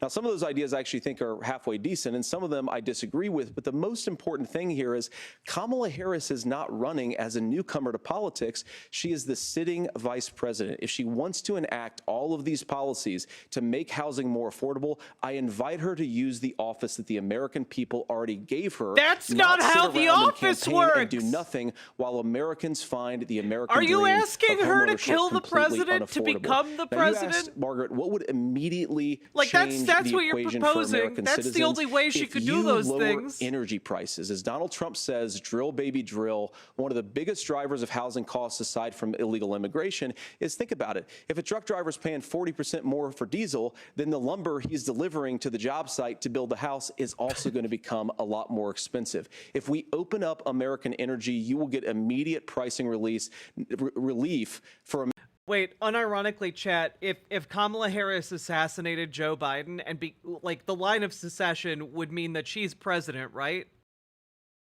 With the current immunity the president has from prosecution, could she not just like, I'm the president now, like with that no repercussions? I might not be understanding the law correctly, but like, I'm just saying, could she technically do that? That'd be really weird. That's weird that could maybe happen. I'm getting some conflicting answers from chat. All right, it would be an official act, I guess. I think when people hear federal lands, these are really important pieces of land. Now, Minnesota doesn't have a lot of federal lands. I know in the western part of the countries we do. There's not a lot of federal lands in and around Minneapolis, for example. So the issue is I don't understand the federal lands issue unless we see this, and I worry about this as someone who cares deeply about our national parks and our federal lands. Look, Minnesota, we protect these things. We've got about 20% of the world's fresh water. These lands protect. They're there for a reason. They belong to all of us. But again, this is when you view housing and you view these things as commodities. Like, there's a chance to make money here. Let's take this federal land and let's sell it to people for that. I think there's better ways to do this. We've seen it in Minnesota. We're able to refurbish some of these houses. We're able to make some investments. That gets people in. And I'm still on the fact on this. Economists, Senator Vance, you said you don't like the economists. Which economists are saying that it is immigrants that's adding to the cost? Governor, your time is up. But Senator, on that point, I'd like for you to clarify. There are many contributing factors to high housing costs. What evidence do you have that migrants are part of this problem? Well, there's a Federal Reserve study that we're happy to share after the debate. We'll put it up on social media, actually, that really drills down on the connection between increased levels of migration, especially illegal immigration, and higher housing prices. Now, of course, Margaret, that's not the entire driver of higher housing prices. It's also the regulatory regime of Kamala Harris. Look, we are a country of builders. We're a country of doers. We're a country of explorers. But we increasingly have a federal administration that makes it harder to develop our resources, makes it harder to build things, and wants to throw people in jail for not doing everything exactly as Kamala Harris says they have to do. And what that means is that you have a lot of people who would love to build homes who aren't able to build homes. I actually agree with Tim Walz. We should get out of this idea of housing as a commodity. But the thing that has most turned housing into a commodity is giving it away to millions upon millions of people who have no legal right to be here. What are the federal regulations? Wait a minute. I deal with this as a governor. You can very quickly reply. I'm sorry. Also, I get JD this as a Vance, governor, and they I work don't here. necessarily They disagree make with money. that, They that pay in their some rent. cases, many of those are local. They're not Many getting of them free are state. housing. I don't know which ones are federal, but I think whenever we talk regulations, people think they can get rid of them. I think you want to be able to get out of your house in a fire. I think you want to make sure that it's fireproof and those types of things. So which are the regulations? Because the vice president's not responsible for those. Congress writes those. Governor, thank you. Gentlemen, we have a lot to get to. You're passionate about the housing crisis, I can tell. But Nora? Thank you. One of the top problems facing Americans is the high cost of health care. Senator Vance, at the last presidential debate, former President Trump was asked about replacing the Affordable Care Act. In response, he said, I have concepts of a plan. Since then, Senator, you've talked about changing how chronically ill Americans get health insurance. Can you explain how that would work? And can you guarantee that Americans with pre-existing conditions won't pay more? I'll give you 2 minutes. Well, of course, we're going to cover Americans with pre-existing conditions. In fact, a lot of my family members have gotten health care I believe, members of my family actually got private health insurance, at least for the first time, switched off of Medicaid onto private insurance for the first time under Donald Trump's leadership. And I think that, a lot of people have criticized this concepts of a plan remark. Look, it's very simple common sense. I think as Tim Walz knows from 12 years in Congress, you're not going to propose a 900-page bill standing on a debate stage. It would bore everybody to tears. Or you got a job. It wouldn't actually mean anything because part of this is the give and take of bipartisan negotiation. Now, when Donald Trump was actually president, and again, he has a record to be proud of, prescription drugs fell in 2018 for the first time in a very long time. Under Kamala Harris's leadership, prescription drugs are up about 7%. Under Donald Trump's entire 4 years, they were up about 1.5%. He introduced pricing transparency. Think about healthcare. You go into a hospital, you try to buy something, and nobody knows what it actually costs. That price transparency will actually give American consumers a little bit more choice and will also drive down costs.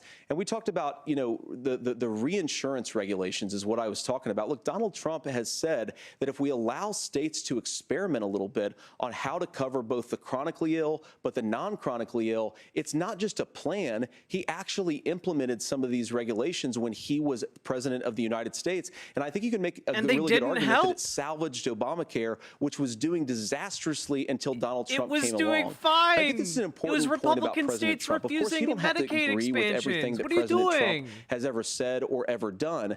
But when Obamacare was crushing under the weight of its own regulatory burden and healthcare costs, Donald Trump could have destroyed the program. Instead, he worked in a bipartisan way to ensure that Americans had access to affordable care. It's not perfect, of course, and there's so much more that we can do, but I think that Donald Trump has earned the right to put in place some better healthcare policies. He's earned it because he did it successfully the first time. He's had 8 years. He doesn't have a healthcare plan. I was there at the creation of he literally the ACA. tried to shatter And the reason it was so Obamacare. important is I come from a major healthcare state, home of the Mayo Clinic, home to Medical Alley, 3M, Medtronic, all of those. We understand healthcare. It's why we're ranked first on affordability and accessibility and quality of healthcare.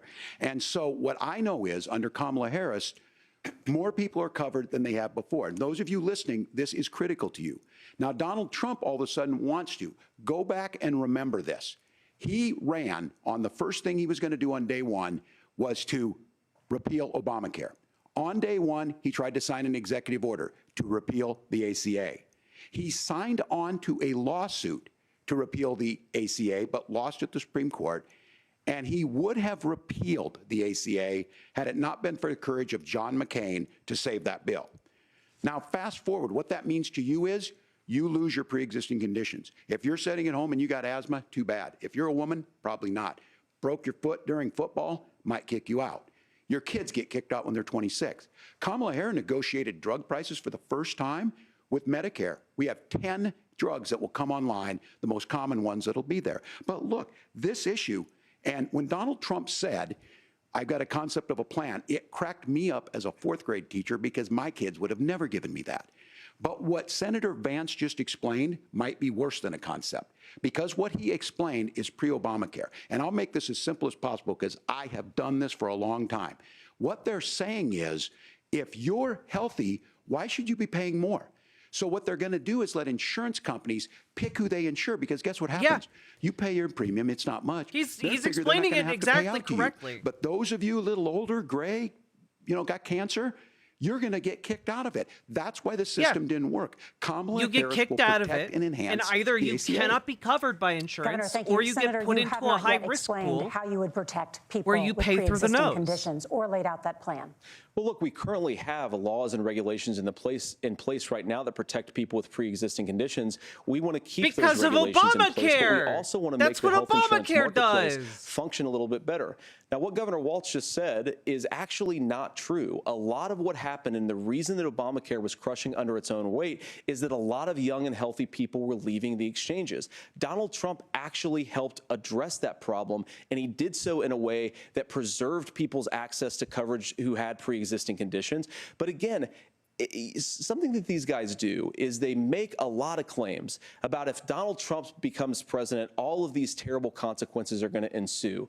But in reality, Donald Trump was president. Inflation was low. Take-home pay was higher. And he saved the very program from a Democratic administration that was collapsing and would have collapsed absent his leadership. He did his job, which is govern in a bipartisan way and get results, not just complain about problems, but actually solve them. Governor, did enrollment under the Affordable Care Act go up under the Trump administration? It's higher now that we've seen it go up. Look, people are using it. The system works. And the question about this of young people or whatever, that's the individual mandate piece of this. And Republicans fought tooth and nail saying, well, Americans should be free to do this. Well, then so what you happens think the individual mandate's a good idea? You shrink. I think the idea of Yeah, making sure so the that risk pool everyone is broad has enough to cover insurance everyone, in the that's the pool, only way yes. insurance works. When it doesn't, it collapses. You are asking pre-ACA where we get people out. Look, people know that they need to be on health care. People expect it to be there. And when we are able to make it, and we are making it this way, when we incentivize people to be in the market, when we help people who might not be able to afford it get there, and we make sure then when you get sick and old, it's there for you. Because I heard people say, well, I don't want to buy into Medicare or whatever. Good luck buying health care once you get past 70.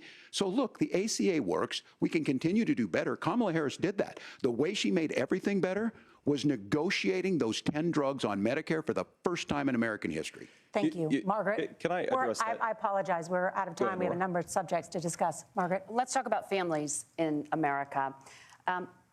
There is a child care crisis in this country, and the United States is one of the very few developed countries in the world without a national paid leave program for new parents. Governor Walz, you've said that if Democrats win both the White House and Congress, this is a day one priority for you. How long should employers be required to pay workers while they are home taking care of their newborns? You have 2 minutes. Yeah, well, that's negotiable, and that's what Congress worked. But here's what the deal is. Americans sitting out there right now, you may work for a big company. Look, we're home in Minnesota to some of the largest Fortune 500 companies. Kamala Harris knows that in California. Those companies provide paid family and medical leave. One is, I think they're moral and they think it's a good thing, but it also keeps their employees healthy. We in Minnesota passed a paid family and medical leave. You have a child, and I had to go back to work 5 days after my kids were born. This allows you to stay home a certain amount of time. Yeah, what we know is this that gets the child off to a better start. It's really the family important. works better. We stay in their employers. We get more consistency in that. So He's Kamala an Harris has actual made it a human priority. being We against a implemented it in literal Minnesota, ghoul. and we see growth.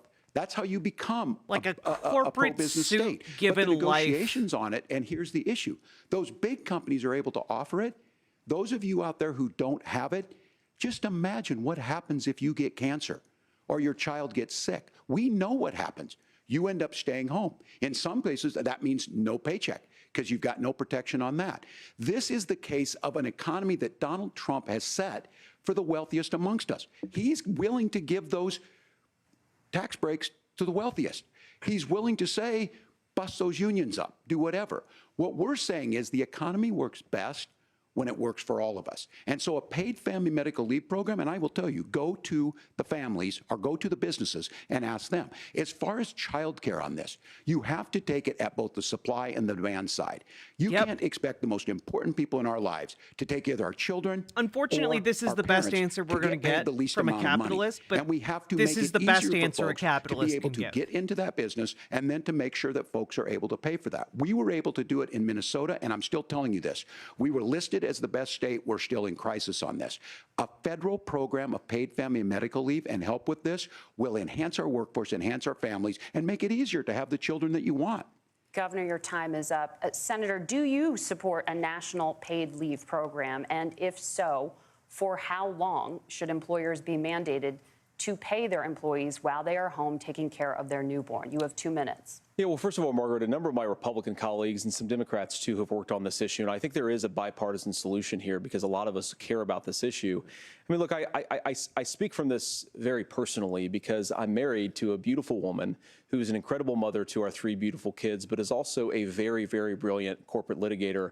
And I'm so proud of her. but being a working mom, even for somebody with all of the advantages of my wife, is extraordinarily difficult. And it's not just difficult from a policy perspective. She actually had access to paid family leave because she worked for a bigger company, but the cultural pressure on young families and especially young women, I think makes it really hard for people to choose the family model they want. A lot of young women would like to go back to work immediately. Some would like to spend a little time home with the kids. Some would like to spend longer at home with the kids. We should have a family care model that makes choice possible. And I think this is a very important substantive difference between Donald Trump and Kamala Harris's approach. I mean, look, if you look at the federal programs that we have that support paid family leave right now, the Community Development Block Grant, and there's another block grant program that spends a lot of money from the federal government. These programs only go to one kind of childcare model. Let's say you'd like your church maybe to help you out with childcare. Maybe you live in a rural area or an urban area and you'd like to get together with families in your neighborhood to provide childcare in the way that makes the most sense. You don't get access to any of these federal monies. We want to promote choice in how we deliver family care and how we promote childcare because, look, it is unacceptable. And, you know, of course, Tim and I have been on the campaign trail a lot the past 7 or 8 weeks. And one of the biggest complaints I hear from young families is people who feel like they don't have options, like they're choosing between going to work or taking care for their kids. That is an incredible burden to put on American families. We're the only country that does it. I think we could do a heck of a lot better. Senator, thank you. You have also said, Senator Vance, many things about the American family. The Federal Reserve says parents will spend nearly as much on childcare as they do on housing each month. So I want to get your thoughts on this. President Trump recently said, as much as childcare is talked about as being expensive, it's relatively speaking not very expensive compared to the kinds of numbers we'll be taking in. Is President Trump committed to the $5,000 per child tax credit that you have described? You have 1 minute. Well, what President Trump said, Margaret, I just want to defend my running mate here a little bit, is that we're going to be taking in a lot of money by penalizing companies for shipping jobs overseas and penalizing countries who employ slave laborers and then ship their products back into our country and undercut the wages of American workers. It's the heart of the Donald Trump economic plan. Cut taxes for American workers and American families. Cut taxes for businesses that are hiring and building companies in the United States of America, but penalize companies and countries that are shipping jobs overseas. That's the heart of the economic proposal. And I think what President Trump is saying is that when we bring in this additional revenue with higher economic growth, we're going to be able to provide paid family leave, childcare options that are viable and workable for a lot of American families. Can you clarify how that will solve the childcare shortage? Well, because as Tim said, a lot of the child care shortages, we just don't have enough resources going into the multiple people who could be providing family care options. And we're going to have to, unfortunately, look, we're going to have to spend more money. We're going to have to induce more people to want to provide child care options for American families. Because the reason it's so expensive right now is because you've got way too few people providing this very essential service. Thank you, Senator. Governor Walz, your ticket also has some child care tax credit proposals. Do you think Congress will agree to the $6,000 credit for newborns and $3,000 credit for children over the age of 6, as your campaign has promised? Is that realistic? Well, if these members of Congress are listening to anybody, I can tell you, and this is the biggest issue. Everybody listening tonight knows. I mean, I'm sure they were shocked to hear it's not that expensive. And let's be clear, whether it's $5,000 or $6,000, that pays you about 3 or 4 months. Let's be clear of where we're at on this. It's because we got out of an imbalance on this. We thought we were going to get by not paying people. I don't think Senator Vance and I are that far apart. I'm not opposed to what he's talking about on options. We've done scholarships types of things. I think we need to be open to making the case. But the issue here is, the question you asked is, you're not going to pay for it with these tariffs. That's just adding another $4,000 on the family and taking less. So not only do they not get the money to pay for that, they're $4,000 in the hole. That's Wharton School. That's his alma mater. And so I think the issue here is, those members of Congress, I can't believe they're not. When I go to businesses, Walz sure, is they'll talk about speaking taxes sense sometime, right now. but they will lead with childcare and they will lead with housing, because we know the problem is, especially in a state like Minnesota, this comes we off need more very workers because our economy's growing, but we need the workforce. I think this is going to reach people. We need to move on. Nora? Let's talk about the state of democracy, the top issue for Americans after the economy and inflation. After the 2020 election, President Trump's campaign and others filed 62 lawsuits contesting the results. Judges, including those appointed by President Trump and other Republican presidents, looked at the evidence and said there was no widespread fraud. The governors of every state in the nation, Republicans and Democrats, certified the 2020 election results and sent a legal slate of electors to Congress for January 6th. Senator Vance, you have said you would not have certified the last presidential election and would have asked the states to submit alternative electors. That has been called unconstitutional and illegal.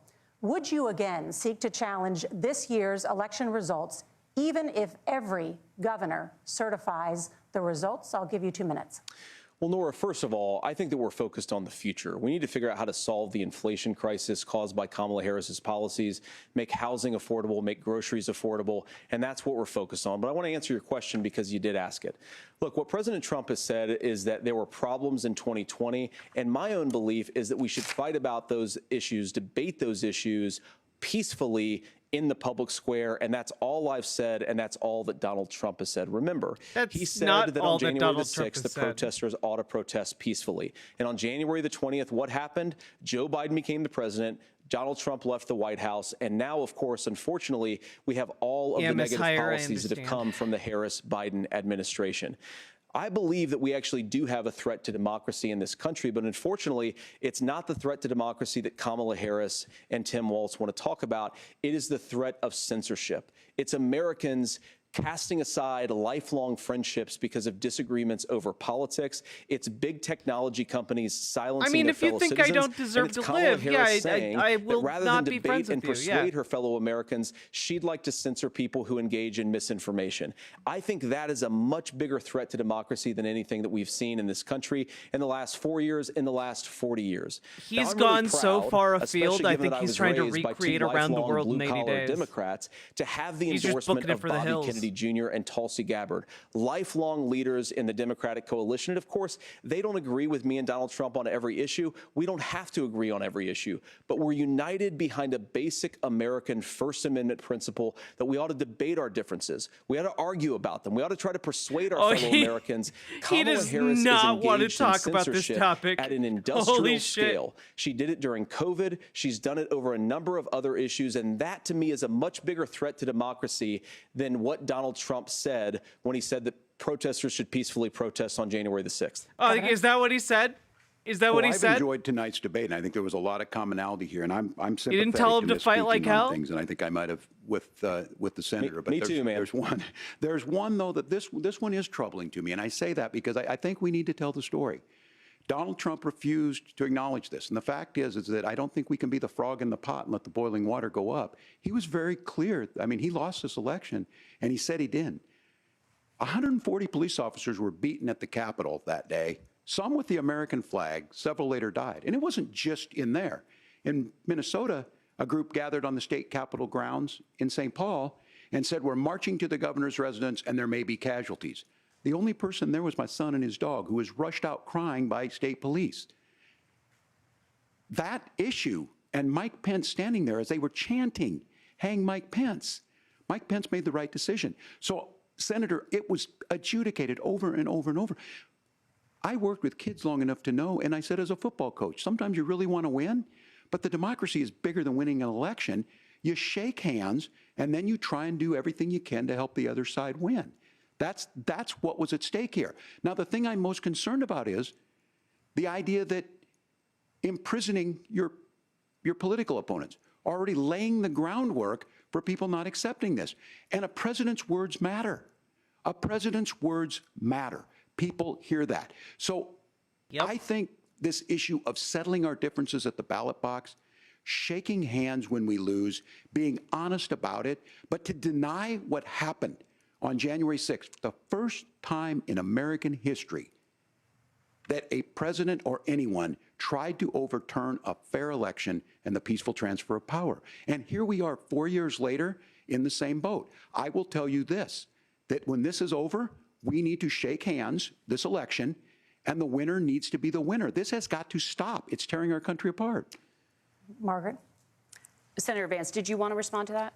Yeah, well, look, Tim, first of all, it's really rich for Democratic leaders to say that Donald Trump is a unique threat to democracy when he peacefully gave over power on January the 20th, as we have done for 250 years in this country. We are going to shake hands after this debate and after this election. And of course, I hope that we win, and I think we're going to win. But if Tim Walz is the next vice president, he'll have my prayers, he'll have my best wishes, and he'll have my help whenever he wants it.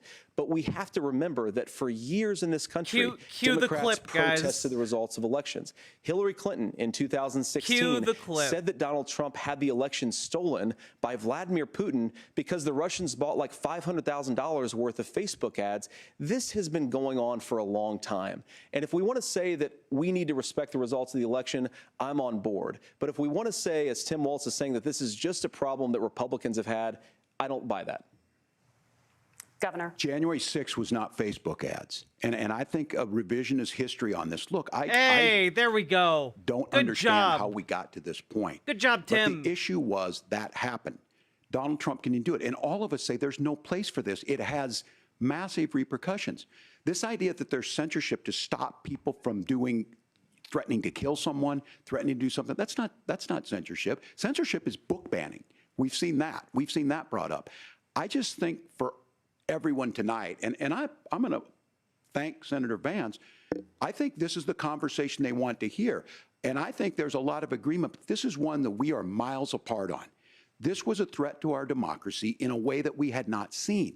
And it manifested itself because of Donald Trump's inability This is a to good say. point. He is still saying It's a good point he to didn't plant lose your the election. flag on I would this just ask part. that. Did he lose the 2020 election? Tim, I'm focused on the future. Did Oh Kamala my God, Harris dude! censor Americans from speaking their mind in the wake of the he 2020 can't say COVID it! situation? That is that is a damning non-answer. It's a damning non-answer for you to not talk about censorship. Oh Obviously, my Donald God, Trump and I think that there were dude! problems in Slam 2020. dunk! We've talked about it. Slam I'm happy to talk dunk! about it further. But you guys attack us Oh my for God! not believing in democracy. The most Good sacred job, right under the Tim. United States democracy is the First Amendment. You yourself have said there's no First Amendment He right has to his misinformation. full ass Kamala out Harris right wants now to on limit the power stage. of government and big tech to silence people Ladies from and speaking their gentlemen, minds. That is a threat to got 'em. democracy that will long outlive this present political moment. I would like Democrats and Republicans to both reject censorship. Let's persuade one another. Let's argue about ideas, and then let's come together afterwards. What You an can't yell fire in a crowded theater. incredible. That's the test. That's What the an Supreme Court incredible test. Tim, dodge. fire in a crowded theater. You guys wanted to kick people off of Facebook for saying that toddlers shouldn't Senator, wear the masks. governor does That's have the not floor. Sorry. Fire in a crowded theater. That is criticizing the policies of the government, which is the right of every American. Senator, the governor does have the floor for 1 minute to Please. respond to you. Yeah, well, I don't run Facebook. What I do know is I see a candidate out there who refused, and now again, and this I'm pretty shocked by this. He lost the election. This is not a debate. It's not anything anywhere other than in Donald Trump's world. Because look, when Mike Pence made that decision to certify that election, that's why Mike Pence isn't on this stage. What I'm concerned Excellent. about is Hell where yes. is the Good job, firewall Tim. with Donald Trump? Where is the firewall if he knows he could do anything, including taking an election, and his vice president's not going to stand to it? That's what we're asking you, America. Will you stand up? Will you keep your oath of office, even if the president doesn't? And I think Kamala Harris would agree. She wouldn't have picked me if she didn't think I would do that, because of course that's what we would do. So America, I think you've got a really clear choice on this election of who's going to honor that democracy and who's going to honor Donald Trump. Governor, your time is up. Thank you, gentlemen. We will be right back with both of our candidates. The CBS News vice presidential debate continues.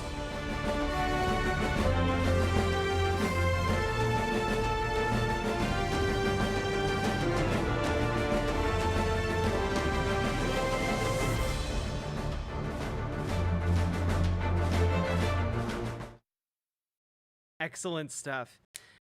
Folks, honestly, that was a great end of Act 2 right there. Okay?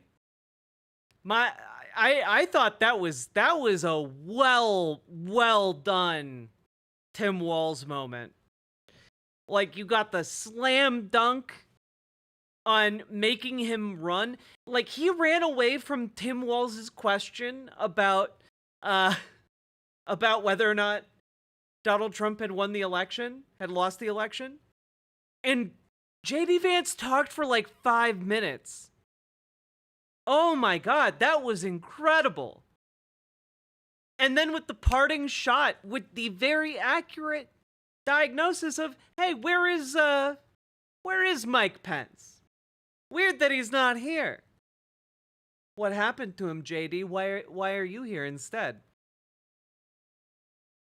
He ran so fast. He went beyond the Speed Force. God, that was good. Folks, please hit the follow button, hit the subscribe button, hit the like button, and consider dropping those subs and donos, folks, because this show is only possible thanks to viewers like you, folks who step up and drop those subs and donos, because I couldn't do it without you. I'm still too tiny to live off ad revenue. I don't know why I pronounced it like that. Revenue. But I do know that I need to go use the bathroom, so I will be back. I will try and make it back before the ad break is over, but I'm going to turn it on just in case it takes me a moment. $5,000. This is for Ice. Thank you for the gifted sub. Scan the code or visit studentcam.org for all the details on how to enter. The deadline is January 20th, 2025.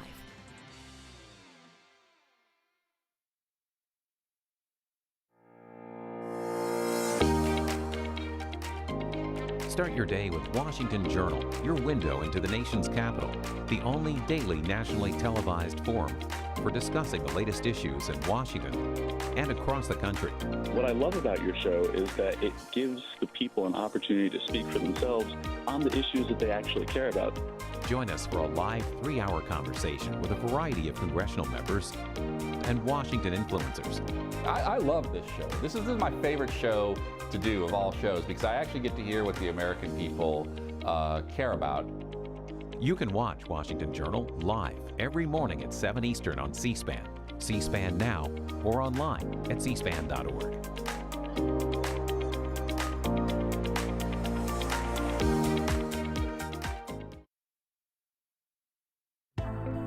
C-SPAN Now is a free mobile app featuring your unfiltered view of what's happening in Washington, live and on demand.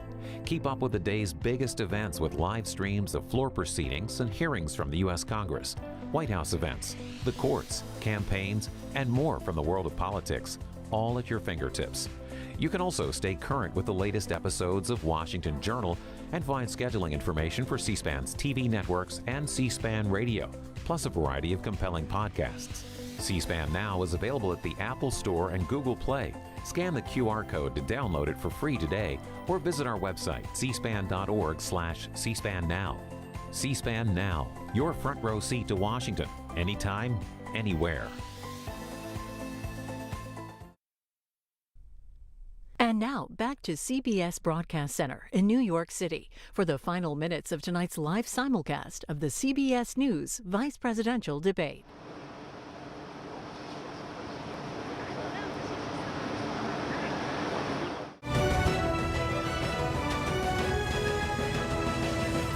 Welcome back to the CBS News Vice Presidential Debate. It is now time for the closing statements. Senator Vance won the virtual coin toss and elected to go last. So, Governor Walz, you are first. You have 2 minutes. Well, thank you, Senator Vance. Thank you to CBS News. And most importantly, thank you to all of you. If you're still up and the folks who miss Dancing with Our Stars, I appreciate it. But look, the support of the democracy matters. It matters that you're here.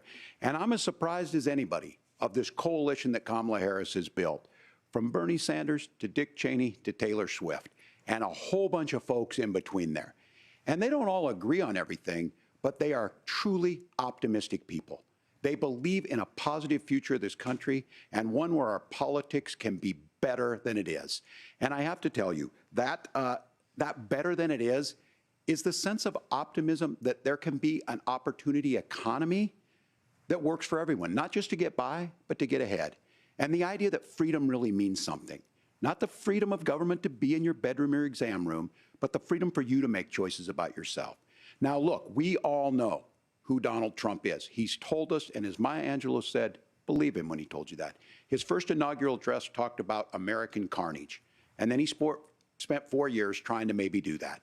Senator Vance tonight made it clear he will stand with Donald Trump's agenda. He will continue to push down that road. Excuse me. Kamala Harris gives us a different option. Now, I'll have to tell you, I'm going to be careful about the quotes, but there's one that Senator Vance said that does resonate with me. He said, Donald Trump makes the people I care about afraid. A lot of America feels that way. We don't need to be afraid. Franklin Roosevelt was right. All we have to fear is fear itself. Kamala Harris is bringing us a new way forward. She's bringing us a politics of joy. She's bringing real solutions for the middle class, and she's centering you at the heart of that. All the while asking everyone, join this movement, make your voices heard. Let's look for a new day where everybody gets that opportunity and everybody gets a chance to thrive. I humbly ask for your vote on November 5th for Kamala Harris. Governor Walz, thank you. Senator Vance, your closing statement. Well, I want to thank Governor Walz, you folks at CBS, and of course the American people for tuning in this evening. And one of the issues we didn't talk about was energy. And I remember when I was being raised by my grandmother, when she didn't have enough money to turn on the heat some nights because Ohio gets pretty cold at night and because money was often very tight. And I believe, as a person who wants to be your next vice president, that we are a rich and prosperous enough country where every American, whether they're rich or poor, ought to be able to turn on their heat in the middle of a cold winter night. That's gotten more difficult thanks to Kamala Harris's energy policies. I believe that whether you're rich or poor, you ought to be able to afford a nice meal for your family. That's gotten harder because of Kamala Harris's policies. I believe that whether you're rich or poor, you ought to be able to afford to buy a house. You ought to be able to live in safe neighborhoods. You ought to not have your communities flooded with fentanyl. And that, too, has gotten harder with because of Kamala Harris's policies. Now, I've been in politics long enough to do what Kamala Harris does when she stands before the American people and says that on day one, she's going to work on all these challenges I just listed. She's been the vice president for 3.5 years. Day one was 1,400 days ago, and her policies have made these problems worse. Now, I believe that we have the most beautiful country in the world. I need people on the campaign trail who can't afford food, but have the grace and generosity to ask me how I'm doing and to tell me they're praying for my family. What that has taught me is that we have the greatest country, the most beautiful country, the most incredible people anywhere in the world. But they're not going to be able to achieve their full dreams with the broken leadership that we have in Washington. They're not going to be able to live their American dream if we do the same thing that we've been doing for the last 3.5 years.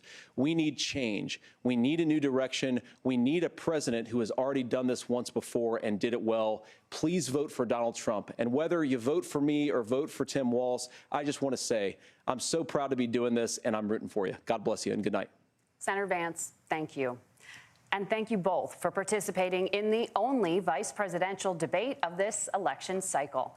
I'm Margaret Brennan. And I'm Nora O'Donnell. And a reminder, there are just 35 days until Election Day.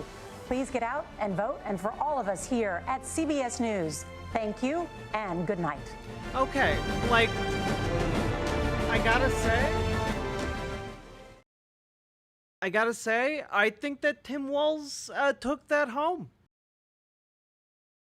I think if you had to, like, give a percentage, I think Tim Walz did about maybe like a 70% compared to J.D. Vance's 30%. I think he did all right. That last topic really sold him to me. You know, the other maneuvers, the other things he tried when he was talking, and it was very clearly he was trying to go over like rehearsed lines. It didn't go so well. I think he benefited as he kept letting go of those supposed zingers. It's 35 days left.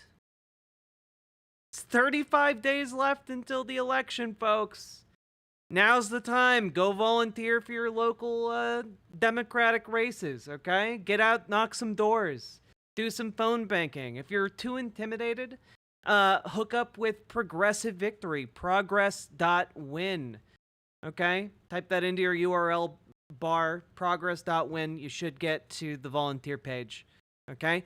Sign up. Get involved. Now is the time. It is literally do or die. All right? God, I wish he had not started as wobbly as he did. But you know what? Overall, I think that went really well. Good job, JD Vance. I think that this is not going to have huge implications for the rest of the race. But I do think JD Vance is diminished going out of this. I think that some price was extracted from this. Did Tim Walz win? I think so.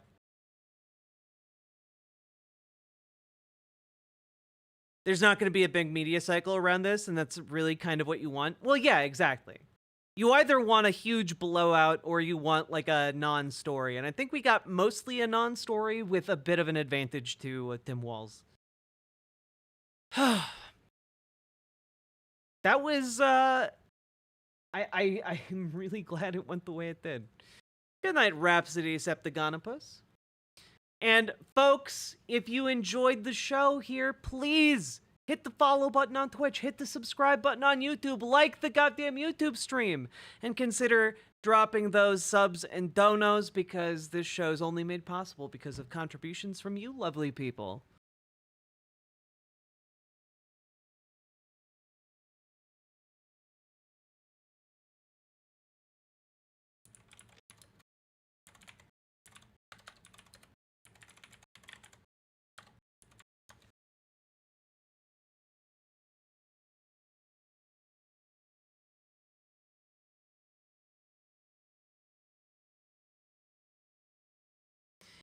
No, JD Vance didn't fuck up enough to be like newsworthy. This is closer to what like a typical presidential debate would be, you know? I think that generally speaking, this was pretty par for the course with an advantage to Tim.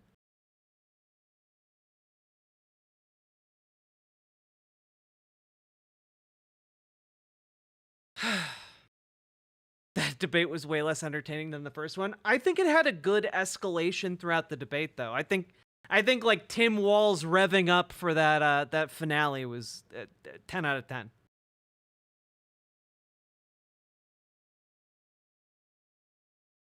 Now, folks,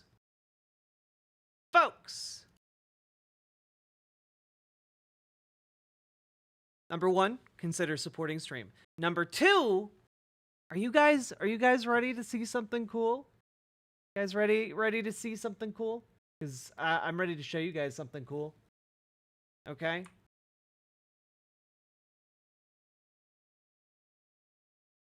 Folks,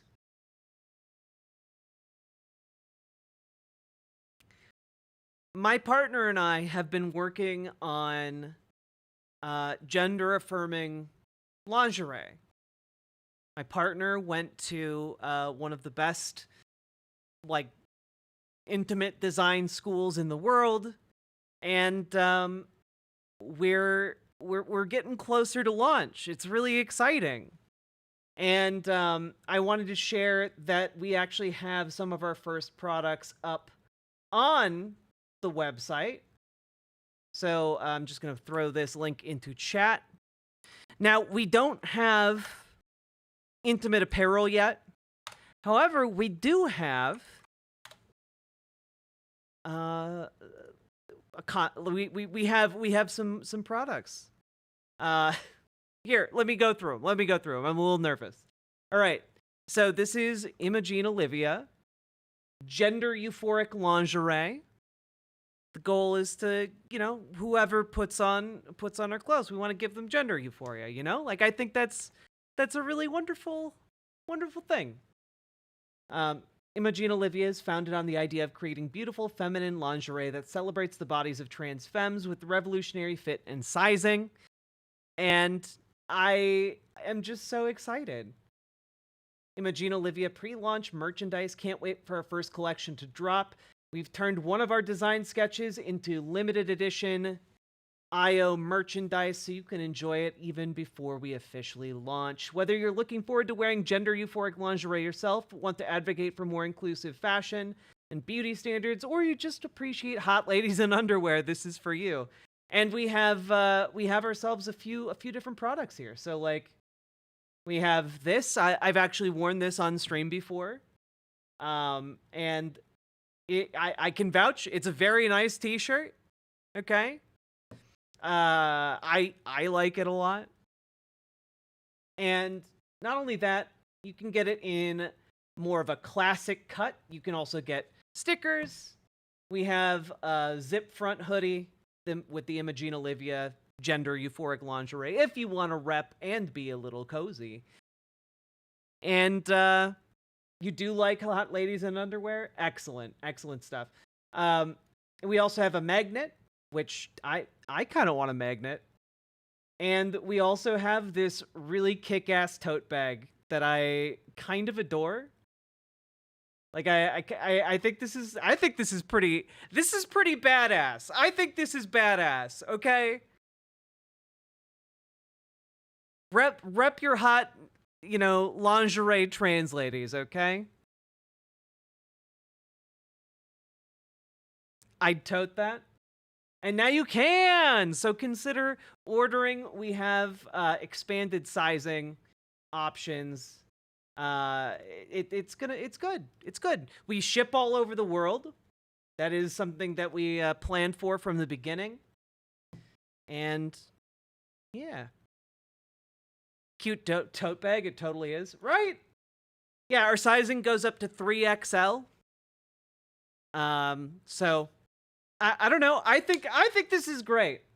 I think this is wonderful. Remember, also, you can get white or black shirts. Comes in both. And sizing does indeed go up to 3XL. So, yeah, check it out. It's good. And hopefully later this year or early next year, we're gonna be launching the official first season of Imogene Olivia lingerie. So there you go. I don't know. I think it's cool. Can you post the link in the chats? I sure can. I'll do it again. I did it once. I'll do it again. .com.